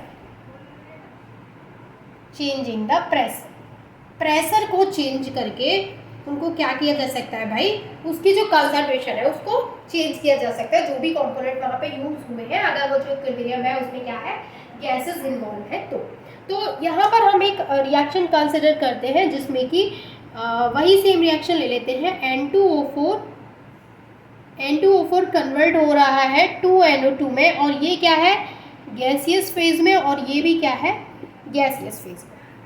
अब देखो, एक चीज़ आपको पता है कि जब हम प्रेशर को बढ़ाते हैं तो वॉल्यूम क्या होता है, घटता है, और जब हम प्रेशर को मतलब प्रेशर को बढ़ाएंगे तो वॉल्यूम कम होगा, और प्रेशर को कम करेंगे तो वॉल्यूम ज़्यादा होगा। दैट मीन्स कि pressure is inversely proportional to the volume. Pressure जो है वो वॉल्यूम के इन्वर्सली प्रोपोर्शनल होता है। अब यहाँ पर समझिए एक चीज़ कि सपोज करिए कि यहाँ पर जो रिएक्शन है उसके प्रेशर को हम बढ़ाते हैं, तो अगर हम इस रिएक्शन में जो प्रेशर है, सिस्टम है, उसके प्रेशर को, इस सिस्टम जो भी सिस्टम है उसके प्रेशर को अगर हम क्या करते हैं, बढ़ाते हैं, तो उस सिस्टम का जो वॉल्यूम है वो कम हो जाएगा। इस पॉइंट पे ज़रा ध्यान दीजिएगा, जैसे ही सिस्टम के प्रेशर को इंक्रीज करते हैं, उस पर जैसे ही प्रेशर आएगा, दबाव आएगा, उसका जो वॉल्यूम है वो कम हो जाएगा। ये चीज़ समझ में आई। तो जो टोटल नंबर ऑफ मोल्स है पर यूनिट वॉल्यूम, यानी यहाँ पर आप ऐसे समझिए एक चीज़ को, यहाँ पे क्या है, ये 1 मोल है, और यहाँ पे क्या है, ये 2 मोल्स है। ठीक है, ये 1 मोल है और ये 2 मोल है। तो जैसे ही प्रेशर को इंक्रीज किया, वॉल्यूम कम हुआ, तो जो टोटल नंबर ऑफ मोल्स है पर यूनिट वॉल्यूम वो क्या होंगे, will be more than before, यानी पहले से ज़्यादा हो जाएंगे। तो यहाँ पर जो चीज़ मैंने बोली वही लिखिए कि जैसे ही हम प्रेशर को बढ़ाते हैं वॉल्यूम उसका कम होता है और जो total number of moles per unit volume है will now be more than before, पहले से ज़्यादा जो उसमें नंबर ऑफ मोल्स हैं वो हो जाते हैं। तो अब यहाँ पर सपोज करिए कि अगर वहाँ पे जो टोटल नंबर ऑफ मोल्स हैं वो डिक्रीज हो रहे हैं, यानी जो टोटल नंबर ऑफ मोल्स हैं पर यूनिट वॉल्यूम वो क्या हो रहे हैं, डिक्रीज हो रहे हैं। Thus the application of pressure on the above system tends to shift the equilibrium in favor of N2O4। तो जैसे इसमें जो नंबर ऑफ मोल्स हैं वो कम हो रहे हैं, इसका मतलब जो इक्विलिब्रियम है वो किसके फेवर में शिफ्ट होगा, equilibrium shift in favour of N2O4। जो इक्विलिब्रियम है वो N2O4 के फेवर में शिफ्ट होगा। तो ये था हमारा आज का टॉपिक, जिसमें कि मैंने आपके साथ effect of temperature, effect of pressure and effect of concentration तीनों को डिस्कस किया है। आई होप ये आपको अच्छे से क्लियर हो गया होगा। अब आप फटाफट से इसका स्क्रीनशॉट ले लीजिए। आज जो हम टॉपिक डिस्कस करने वाले हैं वो है thermodynamic derivation of law of mass action. तो ये जो हमारा टॉपिक है इसको मैं आपको बोर्ड पर नहीं बता रही हूँ आज मैंने इसको एक नोटबुक पे नोट कर रखा है, तो मैं उसकी हेल्प से आपको एक्सप्लेन करूँगी। ऐसा क्यों, ऐसा इसलिए क्योंकि ये जो टॉपिक है वो काफ़ी लेंदी है, तो मैं आपको एक्सप्लेन करूँगी तो काफ़ी ज़्यादा टाइम इसी में लग जाएगा, और अगर मैं आपको खुद लिख करके समझाऊँगी तो ये बहुत ज़्यादा लेंदी हो जाएगा। तो इस वजह से मैंने इस वीडियो को शॉर्ट करने के लिए पहले से नोट्स बना लिए हैं, देन मैं आपको अच्छे से एक्सप्लेन करूँगी। डोंट वरी, कोई डाउट नहीं रहेगा। तो सबसे पहले मैं आपको बताती हूँ कि ये जो हमारा thermodynamic derivation law of mass action हम डिस्कस करने वाले हैं, इसकी हेल्प से क्या करते हैं हम equilibrium constant and free energy के बीच के रिलेशनशिप को भी फाइंड आउट कर सकते हैं। तो हम वो भी देखेंगे, और उसको क्या बोलते हैं, रिएक्शन आइसोथर्म। देखिए रिएक्शन आइसोथर्म या फिर वॉन्ट ऑफ रिएक्शन आइसोथर्म, इसको हम डिस्कस कर चुके हैं। मैंने आपको इससे पहली वीडियो में बताया था इक्विलिब्रियम कांस्टेंट के बारे में, और उससे पहले मैंने आपको बताया था वॉन्ट ऑफ रिएक्शन आइसोथर्म के बारे में। तो ये चीज़ आपको क्लियर होगी। तो आज का हमारा टॉपिक है thermodynamic derivation of law of mass action, जिसकी हेल्प से हम equilibrium constant and free energy को भी बता सकते हैं। तो इसमें सबसे पहले हम एक जनरल रिवर्सिबल रिएक्शन को कंसीडर करेंगे। तो मैंने यहाँ पे एक जनरल रिवर्सिबल रिएक्शन को कंसीडर किया है। तो यहाँ पर है where the reactants and products are assumed to be ideal gases. यहाँ पर जो रिएक्टेंट्स एंड प्रोडक्ट्स हैं are assumed to be ideal gases, और यहाँ पर हमने एक जनरल केमिकल रिएक्शन को, जो कि रिवर्सिबल रिएक्शन है, उसको कंसीडर किया है। रिवर्सिबल रिएक्शन क्या होता है, देखिए रिवर्सिबल रिएक्शन क्या होता है, जिसमें दोनों ही डायरेक्शन में रिएक्शन प्रोसीड करती है, जैसे फॉरवर्ड एंड बैकवर्ड दोनों डायरेक्शन में रिएक्शन होती है। फॉर एग्जांपल यहाँ पर जैसे ए प्लस बी है, ए प्लस बी आपस में रिएक्टर के क्या बना रहे हैं, एम प्लस एन का फॉर्मेशन कर रहे हैं। तो जो एम प्लस एन है वो वापस से कन्वर्ट हो जाएंगे ए प्लस बी को, यानी ये जो एम प्लस एन का फॉर्मेशन हुआ है ये वापस बना देंगे ए प्लस बी को। तो इस तरीके की रिएक्शंस क्या होती हैं, हमारी रिवर्सिबल रिएक्शन होती हैं, जिसमें फॉरवर्ड एंड बैकवर्ड दोनों ही डायरेक्शन में रिएक्शन होती है, बैकवर्ड। ठीक है, तो हमने एक यहाँ पे रिवर्सिबल रिएक्शन को ले रखा है। ये जो पैराग्राफ है उसमें क्या बोला जा रहा है कि यहाँ पर जो कैपिटल ए और कैपिटल बी, ये जो रिएक्टेंट्स हैं उनके मोल्स क्या हैं, तो कैपिटल ए के मोल्स क्या हैं, स्मॉल ए, और कैपिटल बी के मोल्स क्या है, स्मॉल बी। यहाँ पर ये बोला जा रहा है। ठीक है, अब देखिए यहाँ पर इस रिएक्शन के लिए, यहाँ पर जी रिएक्टेंट्स के लिए हम केमिकल पोटेंशियल को कैसे लिखेंगे, तो रिएक्टेंट्स क्या हैं, ए बी हमारे पास रिएक्टेंट्स हैं, उनके लिए जब हम केमिकल पोटेंशियल को लिखेंगे तो हम यहाँ पे क्या करेंगे, म्यू यूज़ करेंगे। तो हम लिखेंगे ये वाला जो स्मॉल ए है वो आगे लिख देंगे, और mu then capital A, plus B के लिए जब हम केमिकल पोटेंशियल लिखेंगे तो small b mu capital B, और इसको बोलेंगे हम इक्वेशन फर्स्ट। अब देखिए यहाँ पर जो हमने ये लिया है म्यू ए और म्यू बी, ये क्या है, आर दी केमिकल पोटेंशियल्स, यानी यहाँ पर जो हमने म्यू ए और म्यू बी लिया है वो केमिकल पोटेंशियल्स हैं। किसके केमिकल पोटेंशियल्स हैं, ए एंड बी के। यहाँ पर जो रिएक्शन में ए एंड बी हैं रिएक्टेंट्स, उनके केमिकल पोटेंशियल्स क्या हैं, म्यू ए और mu B. Similarly for the products we have, अब यहाँ पर हम प्रोडक्ट्स के लिए लिखेंगे। यहाँ पर हमने रिएक्टेंट्स के लिए निकाले थे केमिकल पोटेंशियल, अब हम प्रोडक्ट्स के लिए लिखेंगे तो सेम कर देंगे। जैसे हमारे पास रिएक्शन क्या थी, ये ये हमारे पास रिएक्शन थी। तो हम प्रोडक्ट्स में क्या लिखेंगे, प्रोडक्ट्स के लिए जब हम लिखेंगे तो हम लिखेंगे small m mu capital M, क्योंकि ये हमारा प्रोडक्ट में था, small n mu capital N. तो इसको हम इक्वेशन सेकेंड बोल देंगे। ये हमने रिएक्टेंट्स के लिए निकाल लिया है, ये हमने प्रोडक्ट्स के लिए निकाल लिया है। अब देखिए यहाँ पर दे रखा है in each case pressure and temperature are constant, यानी यहाँ पर सभी केसेस में प्रेशर और टेम्परेचर क्या है, कांस्टेंट है। तो यहाँ आगे क्या दे रखा है, डेल्टा जी। डेल्टा जी क्या है, रिएक्शन, मतलब यहाँ पर जो फ्री एनर्जी है, जो रिएक्शन की फ्री एनर्जी है, डेल्टा जी मतलब रिएक्शन की फ्री एनर्जी। तो जो रिएक्शन की फ्री एनर्जी है वो किसके इक्वल है, Gibbs free energy of products minus free energy of reactants, यानी प्रोडक्ट्स माइनस रिएक्टेंट्स की फ्री एनर्जी के इक्वल है रिएक्शन की जो टोटल एनर्जी है। तो इसको हम कैसे लिखेंगे, प्रोडक्ट की जगह पे क्या लिख देंगे, हम ये लिख देंगे, क्योंकि हमने प्रोडक्ट के लिए क्या निकाला था, केमिकल पोटेंशियल हमारा ये था और रिएक्टेंट्स के लिए केमिकल पोटेंशियल ये था। तो हम प्रोडक्ट्स के लिए इसको लिख देंगे जो हमारे पास है small m mu capital M plus small n mu capital N, इस तरीके से लिख देंगे। वैसे ही हम प्रोडक्ट के लिए लिख देंगे यहाँ पर small a mu capital A plus small b mu capital B. तो यहाँ लिख देंगे small a mu capital A plus small b mu capital B, और इसको हम इक्वेशन थर्ड बोल देंगे।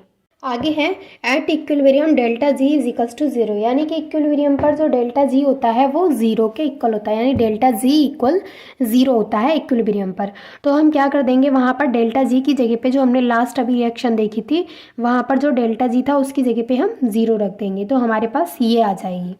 देन यहाँ पे आगे है the chemical potential of the ice species in the gaseous state is given by. जब हम आइस स्पीसीज के लिए केमिकल पोटेंशियल को लिखेंगे इन द गैसियस स्टेट तो हम लिखेंगे mu I is equals to mu I not plus R T L N P I, और इसको हम इक्वेशन फिफ्थ बोल देंगे। यहाँ पर जो पी आई है वो partial pressure of the ice component, and जो म्यू आई है यहाँ पर वो है स्टैंडर्ड केमिकल पोटेंशियल। तो यहाँ पर क्या होगा, देखिए यहाँ पर हमें जो इक्वेशन 5 मिली है और जो इक्वेशन 4 मिली है, अब हम इन दोनों से इसको शॉर्ट आउट करेंगे।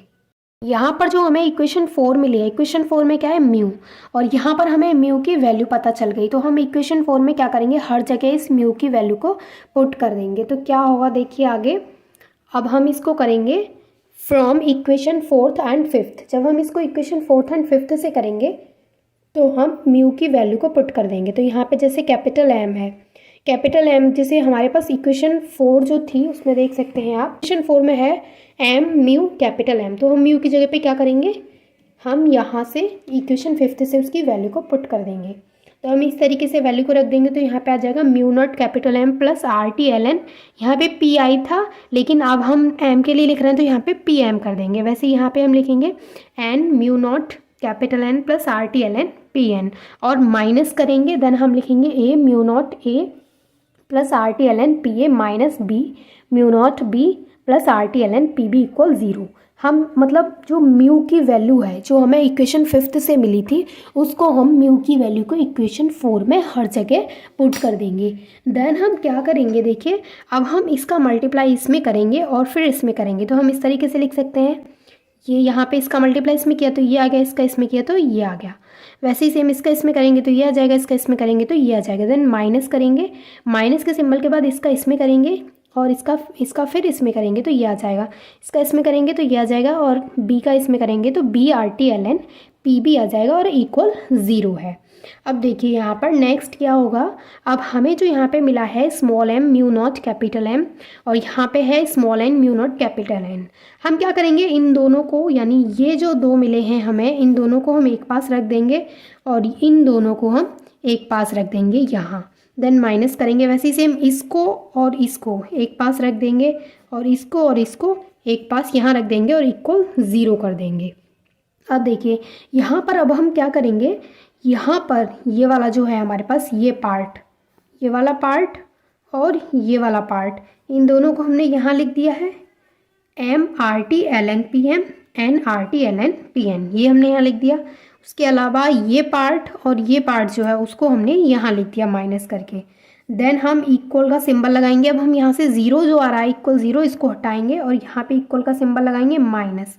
यहाँ पर ये वाला जो पार्ट है ये वाला और ये वाला इसको यहाँ लिख देंगे और ये वाला जो पार्ट है उसको माइनस करके यहाँ लिख देंगे, और जो इक्वल में ज़ीरो था वो हट गया है माइनस में, इतनी वैल्यू हमारे पास आ गई है।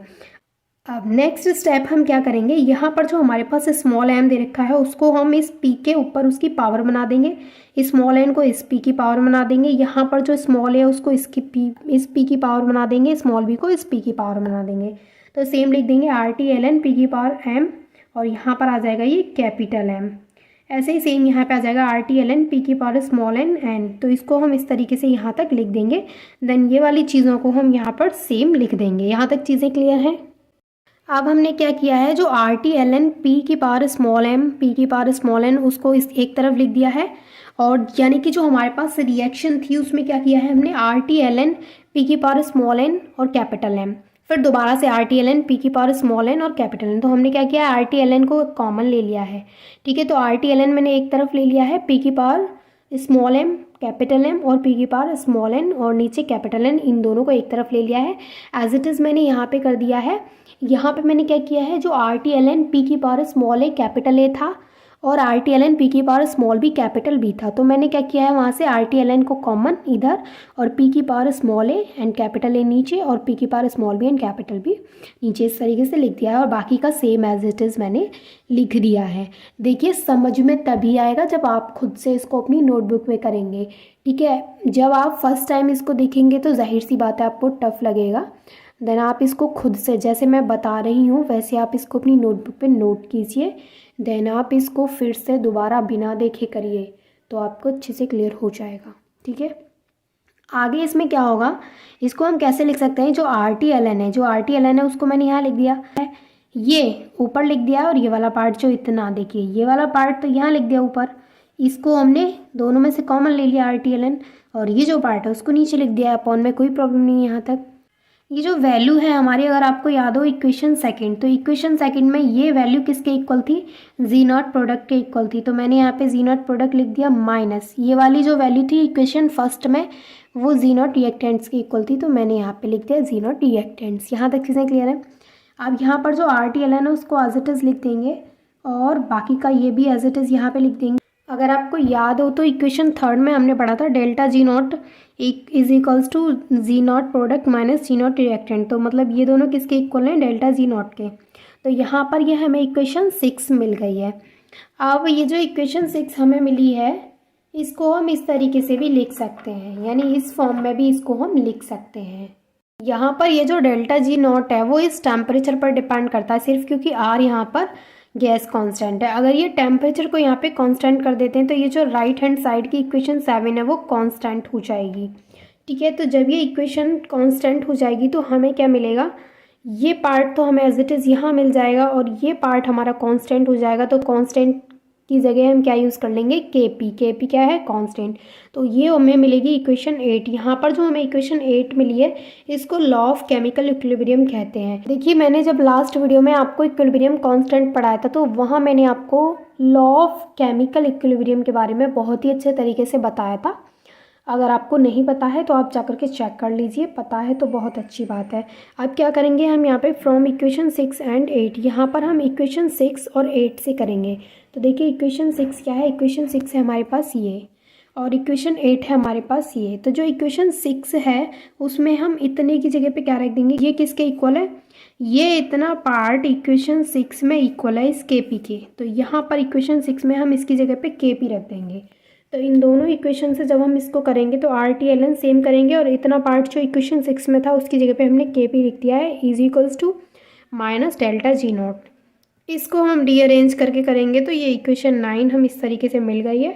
और जो इक्वेशन 9 है इसको वेंट हॉफ रिएक्शन कहते हैं, वेंट हॉफ रिएक्शन आइसोथर्म कहते हैं। And this equation shows relationship between equilibrium constant and free energy. और ये जो रिएक्शन मिली है हमें ये equilibrium constant and free energy के बीच में रिलेशन को शो करती है। If the chemical potential are expressed in term of mole fraction, अगर यहाँ पर जो केमिकल पोटेंशियल है उसको मोल फ्रैक्शन के टर्म में एक्सप्रेस करेंगे तो जो हमें म्यू आई की वैल्यू मिलेगी वो ये मिलेगी, के एक्स की वैल्यू जो मिलेगी वो ये मिलेगी और जो डेल्टा जी नॉट की वैल्यू मिलेगी यानी जो इक्वेशन 9 है वो इस तरीके से आ जाएगी। अगर हम केमिकल पोटेंशियल को in the term of molar concentration के टर्म में लिखते हैं तो डेल्टा जी की वैल्यू हमें यानी इक्वेशन 9 हमें इसकी फॉर्म में मिलेगी, म्यू आई की वैल्यू ये आएगी, के सी की वैल्यू ये आएगी।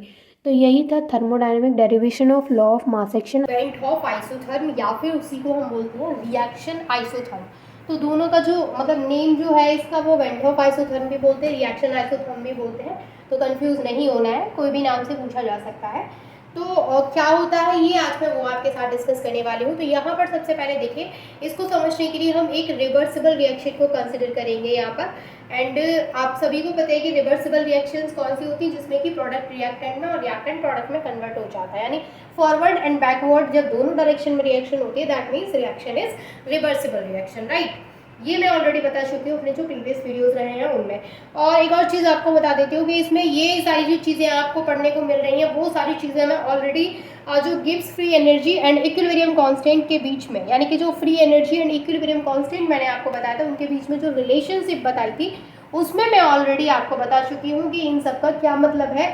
तो हो सकता है कि ये सारी चीज़ें आपको इसमें ना समझ में आए, क्योंकि ये सारी चीज़ें मैंने आपको किस में बताई थी, जो रिलेशन था free energy and equilibrium constant के बीच में, उसमें बताई थी। तो आप जाकर के उस वीडियो को पहले देख लें, तभी इसमें ये सारी जो चीज़ें हैं आपको ज़्यादा बेटर तरीके से क्लियर होंगी, ठीक है। चलिए तो स्टार्ट करते हैं। तो सबसे पहले हमने एक कंसिडर करनी है हमें एक रिवर्सिबल रिएक्शन, जो कि है A प्लस बी हमारा रिएक्टेंट है, जो कि प्रोडक्ट में कन्वर्ट हो रहा है C प्लस डी। और रिएक्शन क्या है हमारी, रिवर्सिबल है, दैट मीन्स कि फॉरवर्ड एंड बैकवर्ड दोनों डायरेक्शन में रिएक्शन हो रही है, ठीक है। अब देखो, इस रिएक्शन के लिए अगर हम free energy of the substance A, ये जो A सब्सटेंस है हमारा, उसके लिए अगर हम फ्री एनर्जी निकालते हैं A पर मोल एट टेम्परेचर T, यानी A पर मोल जो हमारा सब्सटेंस है उसके टेम्परेचर T पर अगर हम फ्री एनर्जी निकालते हैं, तो आप सभी को पता है, मैंने आपको लास्ट लेक्चर में भी बताया था कि GA हम जब निकालेंगे इसके लिए फ्री एनर्जी, तो हो जाएगा GA equal G0A plus RT-ln, और यहाँ पर P के बाद में हम जिसके सब्सटेंस के लिए निकाल रहे हैं उसका लिखेंगे A, तो ये हो गया PA, ठीक है। ये चीज़ मैं आपको बता चुकी हूँ, अगर आपको नहीं पता है तो आप जाकर के प्रीवियस लेक्चर देख सकते हैं, ठीक है। अब यहाँ पर सेम अगर हम इसके लिए निकालेंगे B के लिए, तो B के लिए भी हम यहाँ पे क्या करेंगे, सेम यहाँ पे B के लिए करेंगे हम, सेम यहाँ पे है, लेकिन यहाँ पर जो A है और यहाँ जो A है उसकी जगह पे हमने B लिख दिया है। अच्छा, एक और चीज़, यहाँ पर जो PA मैंने लिखा है, वो PA क्या रिप्रेजेंट कर रहा है, प्रेशर ऑफ A। ये जो PA है यहाँ पे, वो PA का मतलब है कि जो A सब्सटेंस है उसके प्रेशर को रिप्रेजेंट कर रहा है। सेम यहाँ पर जो PB है, इसका मतलब जो B सब्सटेंस है उसके प्रेशर को रिप्रेजेंट कर रहा है। दैट मीन्स कि जहाँ जहाँ P है वो प्रेशर की बात हो रही है, ठीक है। और ABCD यानी कि इन सब्सटेंसेस की बात हो रही है जो कि इस रिवर्सिबल रिएक्शन में इन्वॉल्व है, ठीक है। यहाँ तक चीज़ क्लियर है। अब इसके बाद अगर हम C के लिए निकालेंगे तो सेम GC इक्वल G0C करेंगे एंड RT-ln PC, यानी जहाँ पर A है वहाँ पर जब हमने B सब्सटेंस के लिए लगाया तो P A की जगह पे PB कर दिया, और यहाँ पर भी सेम हमने ABCD लिख रखा है। तो जहाँ पर जो भी है उसी के साथ हम उसको करेंगे, ठीक है। अब GD के लिए निकालेंगे तो यहाँ पे हम G0D लिखेंगे और यहाँ पे RT-ln PD लिखेंगे, यानी कि जो D सब्सटेंस है उसके प्रेशर को रिप्रेजेंट कर रहा है, ठीक है।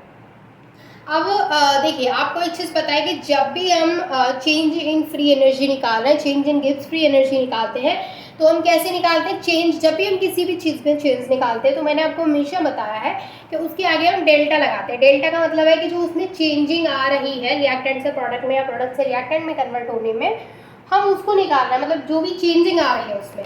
तो जैसे निकालेंगे इसका डेल्टा जी, तो हम क्या लिखेंगे, जी प्रोडक्ट माइनस जी रिएक्टेंट, यानी प्रोडक्ट जो मिला है उसमें से जो रिएक्टेंट है उसको माइनस करके हमें जो वैल्यू मिलेगी वो चेंज इन फ्री एनर्जी हो जाएगी, ठीक है। तो यहाँ पे हम क्या कर देंगे, डेल्टा जी इक्वल, यहाँ पे देखिए जी प्रोडक्ट में हमारा क्या क्या है, सी प्लस डी है, तो हम यहाँ पे क्या करेंगे C प्लस डी, और C प्लस डी के लिए हमने क्या निकाला, तो देखो C के लिए हमने लिखा है GC फ्री एनर्जी जो गिव्स फ्री एनर्जी है, एंड D के लिए हमने लिखा है GD, तो ये हो गया यहाँ पे GC प्लस GD।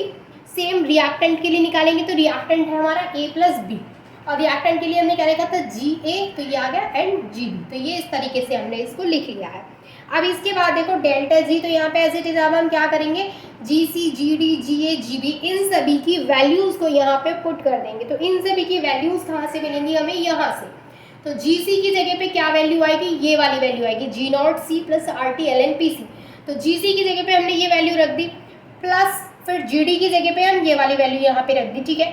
माइनस का साइन बीच में है, माइनस का साइन लगाएंगे, फिर GA की जगह पे हमने ये वाली वैल्यू रख दी जो ये यहाँ पर है। सेम प्लस का साइन लगाएंगे क्योंकि यहाँ पे प्लस का साइन है, एंड GB की जगह पे हमने ये वाली वैल्यू रख दी जो कि यहाँ पर है।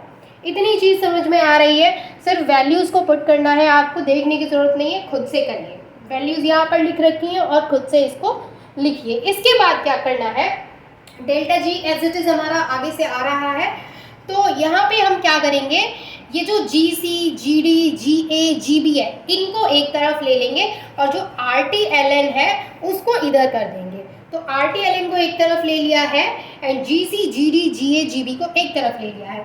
तो यहाँ पे आ गई G0C प्लस G0D। अब देखो यहाँ बीच में माइनस का साइन है, तो GA और GB के बीच में क्या आएगा, माइनस का साइन, तो हो गया यहाँ पे G0A। अब मैं बार बार GA GB बोल रही हूँ, इसका मतलब उसको नॉट नहीं भूलना है आपको, ठीक है। ये नॉट भी यहाँ पर लगा हुआ है, तो ये G0A प्लस G0B यहाँ पर आ गया, ठीक है। अब इसके बाद क्या करेंगे, जो RTLN है उसको हमें पता है कि चारों में क्या है, कॉमन है RTLN, तो हमने RTLN को क्या ले लिया, यहाँ पे इस तरीके से कॉमन ले लिया। अब इसके बाद देखो यहाँ पर है PC और यहाँ पर है PD, यहाँ पर है PA और यहाँ पर है PB।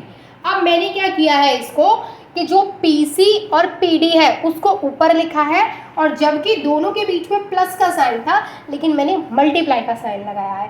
सेम यहाँ पर PA एंड PB के बीच में प्लस का साइन है, मैंने उसको अपॉन में लिखा है नीचे और दोनों के बीच में मल्टीप्लाई का साइन लगाया है। इसके लिए एक छोटा सा कॉन्सेप्ट है जो कि आपको समझना है कि जब भी log A plus log B होता है, जब भी दोनों के बीच में क्या होता है, प्लस होता है, तो हम क्या करते हैं, इसको log A इंटू B कर देते हैं, ठीक है, log A इंटू B। तो यहाँ पर आपको पता है इसके बीच में और इसके बीच में क्या है, दोनों के बीच में प्लस है, तो मैंने PC और PD के बीच में मल्टीप्लाई का साइन लगा दिया, सेम इसकी तरह। सेम यहाँ PA और PB के बीच में प्लस है, तो मैंने सेम यहाँ पे ये वाला कॉन्सेप्ट लगा दिया, तो दोनों के बीच में मल्टीप्लाई का साइन आ गया। अब आप कह रहे होंगे फिर ये अपॉन में क्यों आ गया, तो देखो ये दोनों के बीच में तो प्लस का साइन था, किस किस के बीच में, PC एंड PD के बीच में, और PA एंड PB के बीच में भी प्लस का साइन था। लेकिन अगर इन दोनों के बीच में देखें, क्योंकि ये रिएक्टेंट वाली साइड है, ये प्रोडक्ट वाली साइड है, तो इनके बीच में क्या है, माइनस का साइन है, तो इनके बीच में माइनस का साइन है। तो अगर केस ऐसा होता है कि log A minus log B होता है, तो इस केस में हम क्या करते हैं, दोनों के बीच में मल्टीप्लाई होता है तो हम उनको ऐसे अपॉन में लिख देते हैं। तो यहाँ पर हमने क्या कर दिया है कि इनको ऊपर और इनको नीचे यानी कि अपॉन में लिख दिया। तो ये केस आपको याद रखना है, तभी आपको यहाँ की चीज़ें समझ में आएंगी, वरना आप यहीं पे कंफ्यूज होते रहेंगे कि ये अपॉन में क्यों लिखा है, ठीक है। इतनी चीज़ समझ में आई, आगे का समझिए। अब यहाँ पर हमने इतनी चीज़ लिख ली, अब इसके बाद एक चीज़ समझो, देखो यहाँ पर जो G0C है, G0D है, ये सब मैंने एक तरफ लिख रखे। अब देखो डेल्टा G इक्वल क्या है, G product minus G reactant. अब यहाँ पर अगर आपको एक चीज़ दिख रही हो तो ये दोनों क्या है, प्रोडक्ट वाली साइड है और ये दोनों क्या है, रिएक्टेंट वाली साइड है। यानी अगर मैं आपको सिंपल सी लैंग्वेज में बताऊँ तो ये प्रोडक्ट माइनस रिएक्टेंट बन रहा है, और प्रोडक्ट माइनस रिएक्टेंट क्या होता है, प्रोडक्ट माइनस रिएक्टेंट क्या होता है, change in gives free energy. तो यहाँ से क्योंकि यहाँ पे तो सबके आगे नॉट लगा है, तो हम सबके आगे यहाँ पे जो डेल्टा G आएगा यहाँ पे, लेकिन क्योंकि सबके ऊपर क्या है, नॉट लगा है, तो हम यहाँ पे कर देंगे डेल्टा G0। इन सब की जगह पे डेल्टा G0 आ गया, और ये वाला एज इट इज़ यहाँ पे आ गया RTLN PC into PD upon PA into PB। यहाँ पर जो डेल्टा G0 है वो क्या रिप्रेजेंट कर रहा है, स्टैंडर्ड फ्री एनर्जी को रिप्रेजेंट कर रहा है, ठीक है। अब देखो एट इक्विलिब्रियम हमें पता है, इक्विलिब्रियम पर जो डेल्टा Z होता है वो 0 होता है, तो ये डेल्टा Z तो 0 हो जाएगा, तो यहाँ पे क्या आएगा, डेल्टा Z0 प्लस RTLN, और ये वाला कंसेप्ट, ये वाला जो यहाँ पे वो भी सेम आएगा, और डेल्टा G की जगह पे हमने यहाँ पे 0 लिया है, यानी कि 0 के इक्वल कर दिया है। अब इसको अगर हम इधर लेंगे तो ये हो जाएगा माइनस डेल्टा G0। कॉन्सेप्ट को समझिएगा, ये क्या हो जाएगा, अगर ये हमें यहाँ पे ये मिला है, अब हम यहाँ पे क्या कर देंगे, अब देखिए हमने यहाँ पे क्या किया है कि इसको हमने 0 के इक्वल रख दिया क्योंकि डेल्टा Z क्या है, 0 है। अब हमने क्या कर दिया, यहाँ पे देखो यहाँ पे ये माइनस नहीं आएगा, अभी नहीं आएगा, मतलब आएगा लेकिन अभी नहीं आएगा। अब क्या हुआ, यहाँ पे delta Z0 as it is है RTLN। अब देखो यहाँ पर ये जो इतना टर्म है PC into PD upon PA into PB, ये किसके इक्वल है, KP के इक्वल है, तो मैंने इसकी जगह पे यहाँ पे KP लिख दिया है और ये इक्वल 0 के रख दिया है। अब यहाँ पे हम क्या करेंगे, देखो यहाँ पे अब हम क्या करेंगे, डेल्टा Z0 इक्वल, इसको हम क्या करेंगे क्योंकि 0 के इक्वल है तो इसको हम इधर ले जाएंगे, तो ये हो जाएगा माइनस का RTLN KP। यहाँ तक चीज़ें क्लियर है। अब यहाँ तक चीज़ें क्लियर है, तो इसको पहले यहाँ तक नोट करिए, फिर मैं आगे का बताती हूँ आपको।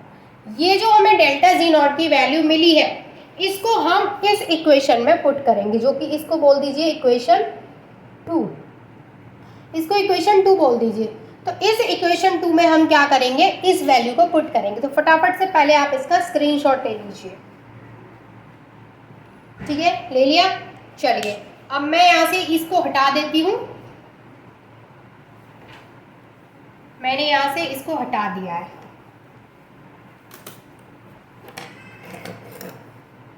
ठीक है। अब यहाँ पर मैंने आपको क्या बताया, अब ये आपको क्या करना है कि ये जो इक्वेशन है, put the value of delta G not in equation second. Equation second में हमें क्या करनी है, डेल्टा जी नॉट की वैल्यू को पुट करना है, ठीक है। तो हम यहाँ पे पुट करा देते हैं डेल्टा जी नॉट की वैल्यू को, जो कि आएगा डेल्टा जी नॉट, नहीं डेल्टा जी है उधर, delta G equal delta G naught की वैल्यू क्या है, ये है minus R T L N K P, उसके बाद plus R T L N P C into P D upon में P A into P B, सिर्फ बी नहीं है, पी बी है, ठीक है। इतनी चीज़ यहाँ पे समझ में आ गई, हमने ये यहाँ पे इक्वेशन को पुट कर दिया। अब मैं यहाँ से ये वाली चीज़ को यहाँ से इरेज कर देती हूँ, कोई दिक्कत तो नहीं है।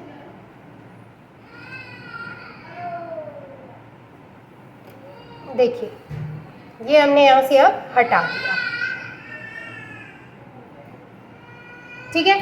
अब इसके बाद हम क्या करेंगे यहाँ पे, अब इसके बाद हम ये करेंगे कि हमने क्या किया, इसको डेल्टा जी को हम इधर लेके आए, तो ये हो गया माइनस का डेल्टा जी, और R T L N K P जो है वो हो गया प्लस का, R T L N K P plus का हो गया, माइनस का ये हो गया, ये माइनस का हो गया R T L N P C into P D upon P A into P B. तो ये जो यहाँ पे मिली है हमें, इसको हम बोल देंगे इक्वेशन थर्ड। इक्वेशन 2 आपको मैंने बता दी, इक्वेशन 3 बता दी। अब देखो हम एक जनरल रिएक्शन कंसीडर करते हैं। Now consider a general reaction.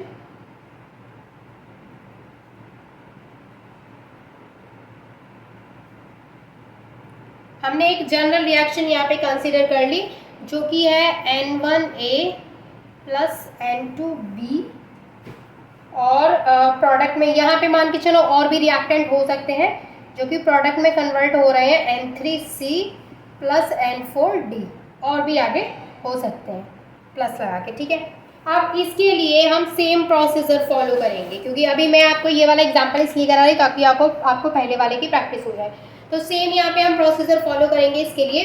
तो ये जो इक्वेशन मिली है हमें, यहाँ से हम क्या निकालेंगे, डेल्टा जी की वैल्यू निकालेंगे। तो कैसे निकाल सकते हैं भाई, क्या करेंगे, ये चीज़ें तो यहाँ तक सेम रखेंगे, क्या रखने वाले हैं, माइनस का, यानी ये जो इक्वेशन है इसका कैसे यूज करना है वो आपको बता रही हूँ मैं। अब ये जो यहाँ पे वैल्यू मिली है उसके लिए कैसे यहाँ पे यूज करेंगे, यहाँ पे लिखेंगे हम delta G equal R T L N K P, यहाँ तक चीज़ें सेम है। इसके बाद भी सेम लिखेंगे आर टी एल एन, ये सेम है। अब इसके बाद देखो जहाँ पी सी है, तो पी सी किसके लिए, इस प्रोडक्ट के लिए है, और इसके ऊपर क्या है, इसके आगे क्या है, N3। तो हम क्या कर देंगे, जो आगे होता है PC उसको पावर में बना देंगे, तो ये हो जाएगा N3। ये PD की जगह पे क्या हो जाएगा, यहाँ पे PD, और इसकी पावर में क्या लगा देंगे, N4 अपॉन में क्या करेंगे, PA, और PA की पावर क्या लगा देंगे, N1 प्लस PB की पावर क्या लगा देंगे, क्योंकि आपको पता है क्या है, N2 लगा देंगे, ठीक है। ये चीज़ें क्लियर है यहाँ तक। सॉरी, इसमें प्लस नहीं लगाएंगे, हम मल्टीप्लाई लगाएंगे, क्योंकि सब में क्या है, मल्टीप्लाई, मैंने गलती से यहाँ पे प्लस लगाया है, मल्टीप्लाई लगाएंगे। ये हो गई हमारी यहाँ पे इक्वेशन 4। अब ये जो यहाँ पे इक्वेशन 4 आई है, अब देखो इस चीज़ को हम ना शॉर्ट करके ऐसे लिख सकते हैं, माइनस डेल्टा जी इक्वल, इसको हम सेम लिखेंगे R T L N K P minus R T L N यहाँ तक सेम है, लेकिन ln को हटा देंगे, RT तक रखेंगे, उसके बाद हम लिख देंगे इसको समेशन ln p। p क्या है, देखो p किसके इक्वल है, p is directly proportional to c। तो यहाँ पर हम p की जगह पे क्या रख देंगे, c रख देंगे। कैसे, ये हो जाएगा कि यहाँ पे delta g equal RT ln, यहाँ पे kp है, kp की जगह पे मैं क्या रख सकती हूँ, c रख सकती हूँ। सेम यहाँ पे minus RT summation ln p की जगह पे क्या रख देंगे हम, c। अब देखो यहाँ पर ये जो मिली है हमें इक्वेशन, इसको बोलेंगे हम इक्वेशन 5 और इसको बोलेंगे हम इक्वेशन 6, 5 एंड 6। अब देखो यहाँ पे जो Kc है, जो Kc यहाँ पे निकल के आया वो क्या है, इक्विलिब्रियम कांस्टेंट है, इक्विलिब्रियम कांस्टेंट है। और एक और चीज़ कि यहाँ पर जो इक्वेशन 5 एंड ये जो इक्वेशन 6 हमें यहाँ पे मिली है, ये ही क्या है, ये रिएक्शन ही क्या बोली जाती है, वैन हॉफ्स आइसोथर्म बोली जाती है। तो ये था हमारा आज का टॉपिक, जो कि आई थिंक 16 मिनट में ये पूरा टॉपिक हमारा कवर हो चुका है। और इसके नोट्स मैं आपको शॉर्ट वीडियो के थ्रू प्रोवाइड करा दूंगी। पूरा टॉपिक आपको समझ में आ गया होगा, आई होप। जहाँ भी कुछ भी समझ में नहीं आया कमेंट करके पूछ लीजिएगा, जैसा मैंने बताया सेम वैसा ही करना है। रिएक्शन आइसोकोर या फिर आप इसको बोल सकते हैं वैन हॉफ्स आइसोकोर, दोनों ही नाम से इसको जाना जाता है, reaction isochore and van Hoff's isochore. देखो ये जो रिएक्शन आइसोकोर है ये कैसे डराइव किया जाता है, तो इसको डराइव किया जाता है equilibrium constant and free energy के बीच में जो रिलेशन होता है, उस रिलेशन से हम रिएक्शन आइसोकोर को डराइव करते हैं। ठीक है, अब यहाँ पर आपको इसके इंटीग्रेटेड फॉर्म भी मैं कराऊंगी, जो कि अभी यहाँ पे बोर्ड पे जो लिखी है वो इंटीग्रेटेड फॉर्म नहीं है, वो आप इसको मैं समझाने के बाद आपको कराऊंगी। ठीक है, ये मैं इसलिए बता रही ताकि आप फटाफट से इसका स्क्रीनशॉट लेके ये ना सोचे कि क्योंकि नीचे यहाँ पे लिखा हुआ है ना वैन हॉफ्स आइसोकोर, तो आपको समझ में आ गया कि भाई यहीं पे खत्म हो गया, तो ऐसा बिल्कुल भी नहीं है। इसके आगे भी ये टॉपिक है, क्योंकि बोर्ड पे स्पेस नहीं थी इसलिए मैं लिख नहीं पाई, इसलिए मैंने आपको बता दिया कि आप कोई भी गलती ना करें। ठीक है, तो सबसे पहले समझ लीजिए कैसे डेराइव होता है। तो ये जो equilibrium constant and free energy के बीच में रिलेशन होता है, उससे हम इसको डेराइव करते हैं। तो equilibrium constant and free energy के बीच का रिलेशन क्या होता है भाई, तो वो आप यहाँ पे देख सकते हैं, delta G not equal minus RT ln Kp। ये है यहाँ पे जो रिलेशन है between equilibrium constant and free energy, और इसको हम यहाँ पे बोल रहे हैं इक्वेशन 1। अब देखो इक्वेशन 1 जो है उसको हम डिफरेंशिएट करेंगे with respect to temperature at constant pressure. Temperature के रिस्पेक्ट में इसको हम डिफरेंशिएट करेंगे at constant pressure, constant pressure पे। तो क्या होगा, del delta G not upon del T हो जाएगा, और एट कांस्टेंट प्रेशर है तो यहाँ पे हम P लिखेंगे equal minus RT ln Kp minus RT d ln Kp upon dt। ये हो गया हमारा इसका जो डिफरेंशियल फॉर्म आई है वो, तो इसको बोलेंगे हम यहाँ पे इक्वेशन 2। अब देखो जो इक्वेशन 2 हमें यहाँ पे मिली है उसको हम मल्टीप्लाई कराएंगे दोनों साइड t से, यानी इस साइड भी हम t से मल्टीप्लाई कराएंगे एंड इस साइड भी हम t से मल्टीप्लाई कराएंगे। तो दोनों साइड जब हम t से मल्टीप्लाई कराते हैं तो हमारे पास इक्वेशन आएगी ये, यानी इसके आगे हमने यहाँ पे t लिख दिया सिंपल, और यहाँ पे RT ln Kp को एज इट इज लिखा है, यहाँ पे RT स्क्वायर हो गया, और यहाँ पे d ln Kp upon dt हो गई। ये हो गई हमारे पास इक्वेशन 3। अब इक्वेशन 3 को यहाँ पे अगर आप देखें तो ये जो यहाँ पे है RT ln Kp, ये किसके इक्वल है, डेल्टा जी नॉट की। यहाँ पर आप देखें इक्वेशन 1 में RT ln Kp किसके इक्वल है, डेल्टा जी नॉट के। तो अगर मैं यहाँ पे RT ln Kp की जगह पर डेल्टा जी नॉट रख दूँ तो कोई दिक्कत वाली बात नहीं है, क्योंकि दोनों एक दूसरे के इक्वल है। तो हम क्या करेंगे, इसकी जगह पे यहाँ पे डेल्टा जी नॉट रख देंगे, क्योंकि ये इसके इक्वल है। तो यहाँ पे पूरे इक्वेशन मैंने एज इट इज लिखी है, बस ये RT ln Kp की जगह पे मैंने डेल्टा जी नॉट को रख दिया है। ठीक है, अब यहाँ पे क्या होगा, अब देखो ये यहाँ पे RT ln Kp है, और ये साइन तो यहाँ पे एज इट इज था, ये साइन जो है यहाँ पे माइनस का वो इसलिए मैंने यहाँ पे आगे नहीं लगाया क्योंकि आप देख पा रहे हैं कि delta G not equal minus RT ln Kp है, तो ये माइनस का RT ln Kp इसके इक्वल है, इसलिए डेल्टा जी नॉट आया है सिर्फ। ठीक है, अब क्या करेंगे, फ्रॉम गिब्स हेल्महोल्ट्ज इक्वेशन। अब हम यहाँ पे जो गिब्स हेल्महोल्ट्ज इक्वेशन है उसकी हेल्प से इसको सॉल्व करेंगे। तो यहाँ पे जो गिब्स हेल्महोल्ट्ज इक्वेशन है वो मैंने यहाँ पे लिख दिया है, delta G not equal delta H not plus T del delta G not upon delta T at constant pressure P। ये हो गई हमारे पास इक्वेशन 5। अब देखो क्या करना है, from equation 4th and 5th, equation 4th ये है एंड इक्वेशन 5th है, इन दोनों की हेल्प से हमें नेक्स्ट इक्वेशन बनानी है। तो एक चीज़ समझिएगा, यहाँ पर देखो इस वाली जो इक्वेशन में ये जो वैल्यू है टी वाली, टी के बाद यानी यहाँ से देखो टी से इधर वाली साइड की वैल्यू देखिए, तो ये वाली जो वैल्यू है वही सेम वैल्यू यहाँ पे लिखी है, टी की ये वाली साइड, ये वाली वैल्यू इस वैल्यू के बराबर है। तो हम क्या करेंगे कि जो नेक्स्ट क्वेश्चन आएगी उसमें इसकी जगह पे ये वाली वैल्यू पुट कर देंगे, कोई दिक्कत नहीं है। हमने सेम ऐसे कर दिया, डेल्टा जी नॉट से डेल्टा जी नॉट यहाँ पे कट कर दिया, इक्वेशन 6 जो बनी थी। अब इसको हम ऐसे भी लिख सकते हैं कि जो आर टी स्क्वायर है वो इधर आ गया, ये वाला हिस्सा इधर आ गया और ये डेल्टा एच नॉट इधर इक्वल ओके मतलब इधर चला गया दूसरी साइड, ठीक है। अब इसको ऐसे भी लिखा जा सकता है कि इसको हम इधर ले आए, डेल्टा एच नॉट के नीचे आर टी स्क्वायर को पहुंचा दिए, तो ऐसे भी लिख सकते हैं। ये हो गई इक्वेशन 7 और इस इक्वेशन 7 को बोलते हैं वेंट हॉफ्स आइसोकोप। क्या बोलते हैं बच्चों? वेंट हॉफ्स आइसोकोप। लेकिन अभी इसकी इंटीग्रेटिंग फॉर्म भी आपको देखनी है, ठीक है, अभी आपको इसको इंटीग्रेट भी करना है। तो फटाफट से इसका स्क्रीनशॉट ले लीजिए, देन मैं आपको आगे का बताती हूँ आपको क्या करना है। हाँ देखिए, नेक्स्ट आपको क्या करना है, आपको जो इक्वेशन 7 मिली थी वो ये थी और इसको हमने क्या बोला था, वेंट हॉफ्स आइसोकोप बोला था, है ना। अब देखो क्या करना है, आपको जो इक्वेशन 7 मिली थी उसको क्या करना है, इंटीग्रेट करना है। तो हमने उसको इंटीग्रेट किया तो हमें ये मिला, ठीक है। इसके आगे हमने साफ बना दिए 2 इस तरीके से। अब फिर हमें इसके बाद मतलब ये आप यहाँ तक देख लीजिए कि इसको इंटीग्रेट करने के बाद हमें ये मिली इक्वेशन 8, ठीक है। अब जो इक्वेशन 8 मिली है उसको हम इस तरीके से भी लिख सकते हैं, ln kp इक्वल, यानी ये ऐसे भी लिखी जा सकती है और फिर हम इसको ऐसे लिख सकते हैं ln kp equal minus delta H not upon R T plus I. तो ये हो गई यहाँ पे इक्वेशन 9 और आई क्या है यहाँ पे, इंटीग्रेशन कांस्टेंट। अब देखो आगे क्या है, अकॉर्डिंग टू इक्वेशन 9, हम इक्वेशन 9 की यहाँ पे बात कर रहे हैं, इसके according if we apply straight line equation on equation 9, अगर हम इक्वेशन 9 पे स्ट्रेट लाइन इक्वेशन को अप्लाई करते हैं एंड एक ग्राफ प्लॉट करते हैं ln kp वर्सेस 1/t के बीच में, तो हमें एक स्लोप मिलता है और उस स्लोप की वैल्यू जो होगी वो minus delta H upon R के इक्वल होगी। तो यहाँ से हम डेल्टा एच नॉट की वैल्यू निकाल सकते हैं, delta H not equal minus R into slope. अब इसके बाद देखिए ऑन इंटीग्रेशन इक्वेशन 8, ये जो इक्वेशन 8 है अगर हम इसको इंटीग्रेट करते हैं between temperature T1 and T2, temperature के बीच में, और इक्विलिब्रियम कांस्टेंट क्या है वहाँ पे, Kp1 एंड Kp2, तो अज्यूम करो, assuming that delta H not is constant over this temperature range, और वहाँ पे अज्यूम करना है कि इस टेम्परेचर रेंज पे क्या है, तो डेल्टा एच नॉट है वो क्या है, वो कांस्टेंट है। तो आगे क्या होगा, तो फटाफट इसका स्क्रीनशॉट लो, देन मैं आगे का बताती हूँ आपको। अब देखो नेक्स्ट आपको क्या करना है, मैंने आपको क्या बोला था लास्ट के जो आपकी क्वेश्चन 8 है उसको आपको क्या करना है, उसको आपको इंटीग्रेट करना है between temperature T1 and T2, and जब करना है जब उसमें जो इक्विलिब्रियम कांस्टेंट है वो क्या है, Kp1 एंड Kp2 है। तो अज्यूम करना है कि जो डेल्टा एच नॉट है वो क्या है, कांस्टेंट है ओवर दिस टेम्परेचर रेंज। तो जब हम उसको आपको पता है कि इक्वेशन 8 क्या थी, नहीं पता है तो आप देख सकते हैं, आपने स्क्रीनशॉट लिया होगा जो मैंने कराया है, तो उसको मैंने क्या किया है, इंटीग्रेट करके यहाँ पे लिख दिया है। तो इस तरीके से हमने उसको लिख लिया, ठीक है।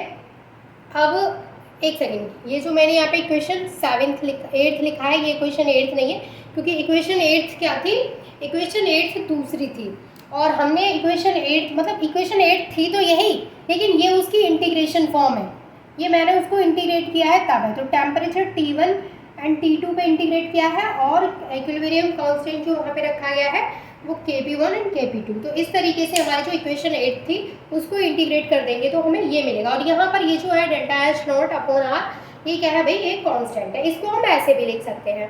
यहाँ पे क्या चेंजिंग आई है कि ये तो ये यहाँ से हट गया है, ये हो गया ln Kp2, ये वाला ले लिया है, और ये आ गया है यहाँ पे Kp1, और यहाँ पे टेम्परेचर को हमने कैसे लिख दिया, -1/T² माइनस और इन ब्रैकेट -1/T।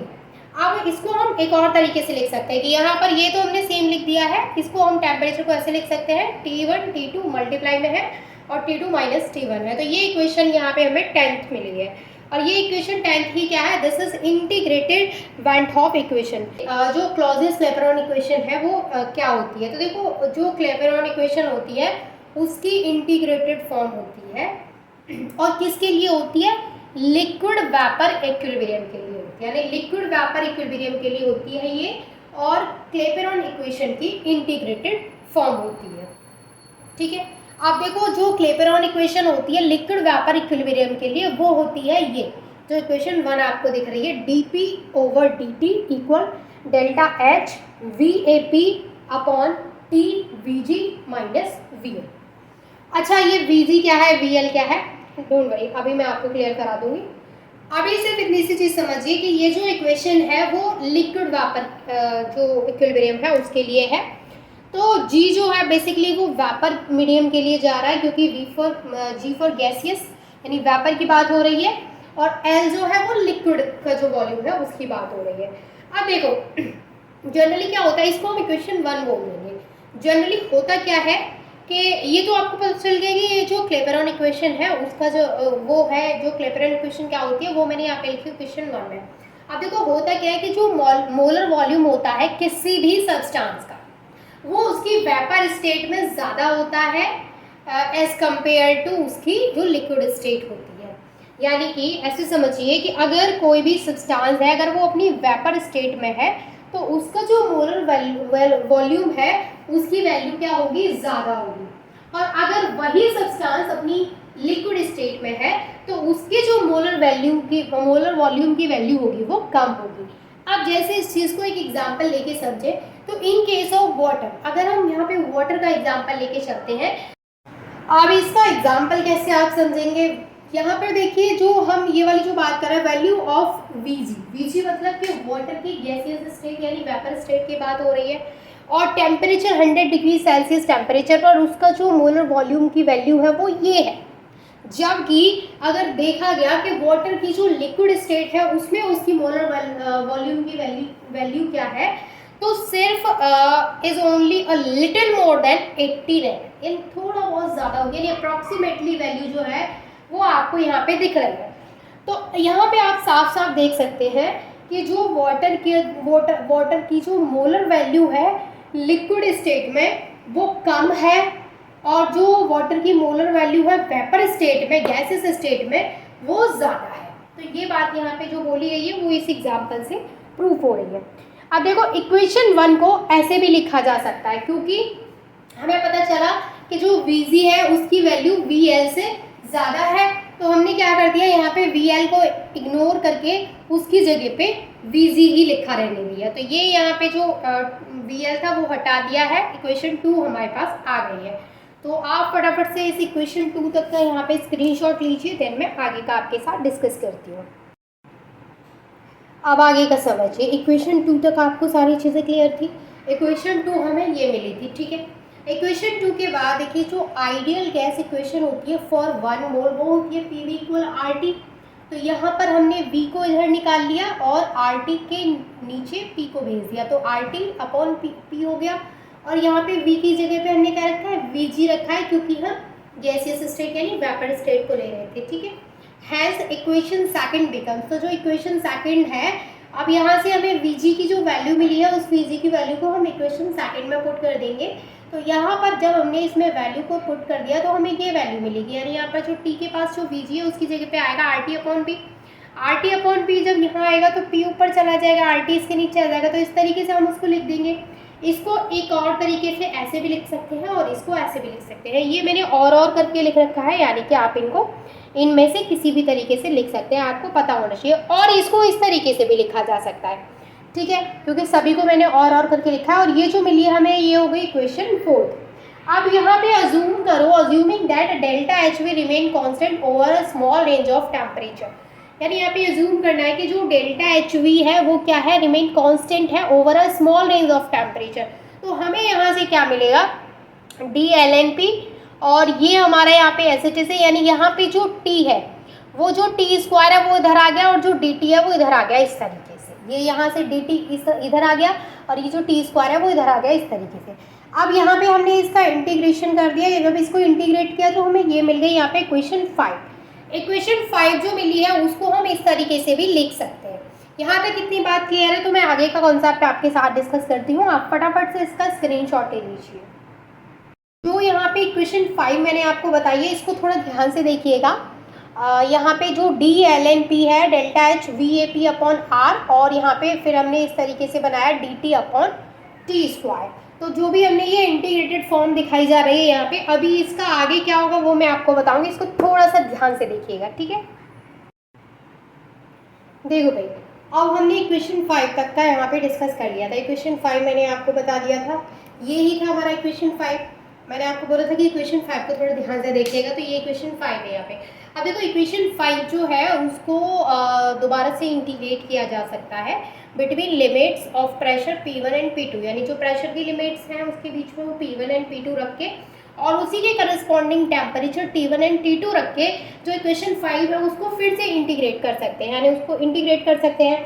तो हमने इसको यहाँ पर लिख लिया और जो प्रेशर की जो लिमिट्स है वो P1 एंड P2 लगा दी। सेम इसको यहाँ पे लिख दिया और यहाँ पर जो हमने टेम्परेचर है उसकी लिमिट्स लगा दी T1 एंड T2। अब यहाँ से हम इसको ऐसे लिखेंगे ln P2 अपॉन P1, क्योंकि यहाँ पे जो लिमिट्स है वो लिख दी हमने इक्वल। ये हो गया हमारा, देखो ये कितने तरीके से लिखा जा सकता है ये देखिएगा। इसको हम ऐसे भी लिख सकते हैं minus delta H V A P upon R 1/t, और ये T1 T2 इसकी लिमिट्स हो गई।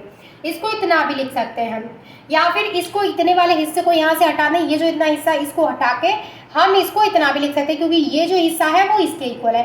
इसको ऐसे भी लिख सकते हैं delta H V A P R, यानी इसको हमने सॉल्व कर दिया है तो ऐसे भी लिख सकते हैं। इसको और आगे सॉल्व करना है तो आप इसको ऐसे सॉल्व करके इसको ऐसे भी लिख सकते हैं। तो इसको बोलते हैं ओवरऑल इक्वेशन 7। और बच्चों ये जो इक्वेशन 7 है, इक्वेशन 7 जो है इसी को क्या बोलते हैं, इज नोन एज क्लॉजियस-क्लैपेरॉन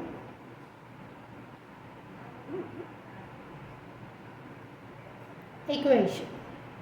ठीक है, इक्वेशन 7 जो है उसको क्लॉजियस-क्लैपेरॉन इक्वेशन बोलते हैं। Applications of Clausius Clapeyron equation. देखिए ये जो क्लॉजियस-क्लैपेरॉन इक्वेशन है इसको मैं ऑलरेडी प्रीवियस वीडियो में आपके साथ में डिस्कस कर चुकी हूँ। इसकी जो एप्लीकेशंस रह गई थी मैं उनको आपके साथ शेयर कर रही हूँ आज। और ये जो एप्लीकेशंस हैं उसी के बाद हमारा जो चैप्टर है वो कंप्लीट हो जाएगा, यानी कि सारे टॉपिक मैं इस चैप्टर के कवर करा चुकी हूँ। सिर्फ एप्लीकेशंस रह गई थी, वो भी आज कंप्लीट हो जाएंगी, तो आपका चैप्टर कंप्लीट हो जाएगा। और अब तक 2 चैप्टर मैं आपके कवर करा चुकी हूँ और इसके बाद हम स्टार्ट करेंगे 3rd चैप्टर। ठीक है, तो चलिए समझ लीजिए एप्लीकेशंस ऑफ क्लॉजियस-क्लैपेरॉन इक्वेशन। तो फर्स्ट जो यहाँ पे एप्लीकेशन है वो है calculation of molar heat of vaporisation. देखो क्लॉजियस-क्लैपेरॉन इक्वेशन में आपने पढ़ा था ये delta H V A P. तो जो फर्स्ट जो यहाँ पे एप्लीकेशन है वो यही है कि जो यहाँ पे delta H V A P है, जिसको कि क्या बोलते हैं, मोलर हीट ऑफ वेपराइजेशन बोलते हैं, उसकी कैलकुलेशन कैसे की जा सकती है। तो एग्जांपल के थ्रू भी मैं आपको समझाऊंगी यहाँ पर। पहले समझिए कि if the pressure is P1 and P2 at temperature T1 and T2 are known, यानी कि जो प्रेशर है वो P1 एंड P2 है और जो कि टेम्परेचर है वहाँ पे T1 एंड T2, वो दोनों की मतलब ये जो टेम्परेचर एंड प्रेशर है उनकी वैल्यू अगर आपको वहाँ पे पता है, then you can calculate the molar heat of vaporisation easily. तो आप क्या कर सकते हैं, जो मोलर हीट ऑफ वेपराइजेशन है उसको कैलकुलेट कर सकते हैं by substituting these values in Clapeyron Clausius equation. यानी आप क्या करेंगे कि जो वैल्यूज आपको नोन है, जो वैल्यूज आपको गिवन है, आप उनकी हेल्प से उनको सब्स्टिट्यूट करा देंगे क्लैपेरॉन-क्लॉजियस इक्वेशन में, तो आप वहाँ पे मोलर हीट ऑफ वेपराइजेशन को कैलकुलेट कर सकते हैं। फॉर एग्जांपल आपके पास यहाँ पर एक एग्जांपल है जिसमें कि वेपर प्रेशर ऑफ वाटर का जो वेपर प्रेशर है 95 degree Celsius and 100 degree Celsius पर 634 एंड 760 mm है। तो आपको वहाँ पे मोलर हीट ऑफ वेपराइजेशन यानी delta H V A P calculate करना है। तो यहाँ पर आपको क्या क्या गिवन है, सबसे पहले आपको यहाँ पे टेम्परेचर T1 दे रखा है 95 डिग्री सेल्सियस एंड T2 दे रखा है 100 डिग्री सेल्सियस, जिनको कि हमने कैल्विन में चेंज कर लिया। तो ये हो गया 386 कैल्विन और ये हो गया 373 कैल्विन। अच्छा, अगर किसी को ये कैल्विन से सेल्सियस, सेल्सियस से कैल्विन या फिर फ़ारेनहाइट में चेंज करना नहीं आता है तो वो मैं आपको शॉर्ट वीडियोज़ के थ्रू समझा दूँगी। ठीक है, और मैं आपको एक और चीज़ बता देती हूँ कि हमने शॉर्ट वीडियो की जो मैंने सीरीज़ आपके साथ में स्टार्ट की है उसमें मैं सारे टॉपिक्स आपको बेसिक लेवल के कराऊंगी, जिससे कि आपका जो बेस है वो अच्छे से स्ट्रांग हो जाए। क्योंकि अब आप बीएससी में पढ़ रहे हैं तो डेफिनेटली कि बहुत सारे बच्चों को तो क्लियर होता ही है, बट जिनका क्लियर नहीं है, आप एक दिन में अगर एक वीडियो देखेंगे ना, सिर्फ 1 मिनट की एक वीडियो, डेफिनेटली आप 30 दिन में बहुत ज़्यादा अपने बेस को स्ट्रॉन्ग बना लेंगे। ये मेरा प्रॉमिस है कि अगर आप डेली एक शॉर्ट वीडियो देखेंगे ना, तो आपका जो बेसिक लेवल है केमिस्ट्री में वो बहुत स्ट्रांग हो जाएगा। क्योंकि मैंने जो बेसिक लेवल स्टार्ट किया है वो बिल्कुल ज़ीरो से स्टार्ट किया है, बिल्कुल स्टार्टिंग से स्टार्ट किया है, आप चेक कर सकते हैं। ठीक है, अब आते हैं हमारे टॉपिक पे। तो यहाँ पर आपको डेल्टा HVAP कैलकुलेट करना है और उसके लिए जो गिवन डाटा है वो ये है। अब आपको क्या करना है कि जो क्लॉजियस-क्लैपेरॉन इक्वेशन है ये वाली, इसमें इन वैल्यूज़ को पुट कर देना है। तो सेम ये इक्वेशन है, ये आपको पता है, क्लॉजियस-क्लैपेरॉन इक्वेशन आपने पढ़ रखी है, आपने उसमें सिर्फ ये वैल्यूज़ को पुट कर दिया है। अब ये आपने केल्विन में टेम्परेचर को यहाँ पे पुट किया है, केल्विन से केल्विन कट हो जाएगा, ये सॉल्व करने के बाद हमारे पास ये वैल्यू आएगी। सेम इससे जो mm है वो कट हो जाएगा, तो ये हमारे पास यहाँ पे वैल्यू आएगी। यहाँ से हम डेल्टा HVAP यानी मोलर हीट ऑफ वेपराइजेशन को इधर ले आएंगे और इन सब का आपस में मल्टीप्लाई हो जाएगा और जो 5 है वो अपॉन में चला जाएगा, यानी नीचे चला जाएगा। इसको आप सॉल्व करेंगे तो आपको ये वाली वैल्यू मिलेगी 41357.5 जूल मोल इनवर्स, ये आपको वैल्यू मिलेगी। आप एक बार खुद से और इसको कैलकुलेटर से कैलकुलेट कर लीजिएगा कि यही वैल्यू आएगी कि नहीं। ठीक है, तो अप्रॉक्सीमेटली आपको ये वैल्यू यहाँ पे मिलेगी। तो आप इस तरीके से मोलर हीट ऑफ वेपराइजेशन को कैलकुलेट कर सकते हैं इन वैल्यूज़ को, अगर आपको ये वाली वैल्यूज़ पता है तो। ठीक है, सेकंड एप्लीकेशन डिस्कस करते हैं। आप फटाफट से इसका स्क्रीनशॉट ले लीजिए। अब देखिए, जो इसकी सेकंड एप्लीकेशन है वो है effect of temperature on vapour pressure of liquid. यानी इस एप्लीकेशन में आपको क्या देखना है कि अगर आपको किसी भी लिक्विड का एक वेपर प्रेशर गिवन है, यानी कि एक टेम्परेचर पर उसका जो प्रेशर है वो गिवन है, तो आप क्या कर सकते हैं, आप उसका जो अनदर टेम्परेचर पर जो वेपर प्रेशर है उसको कैलकुलेट कर सकते हैं।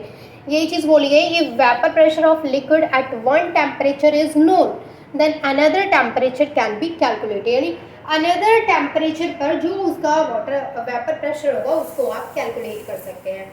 एग्जाम्पल है, vapour pressure of water at 100 degree Celsius is 760 mm, what will be the vapour pressure at 95 degree Celsius, यानी 100 डिग्री सेल्सियस पर जो वेपर प्रेशर है वो इतना दे रखा है और 95 डिग्री सेल्सियस पर वेपर प्रेशर कितना होगा ये पूछा गया है। एंड हीट ऑफ वेपराइजेशन दे रखा है 41.27 किलोजूल मोल इनवर्स।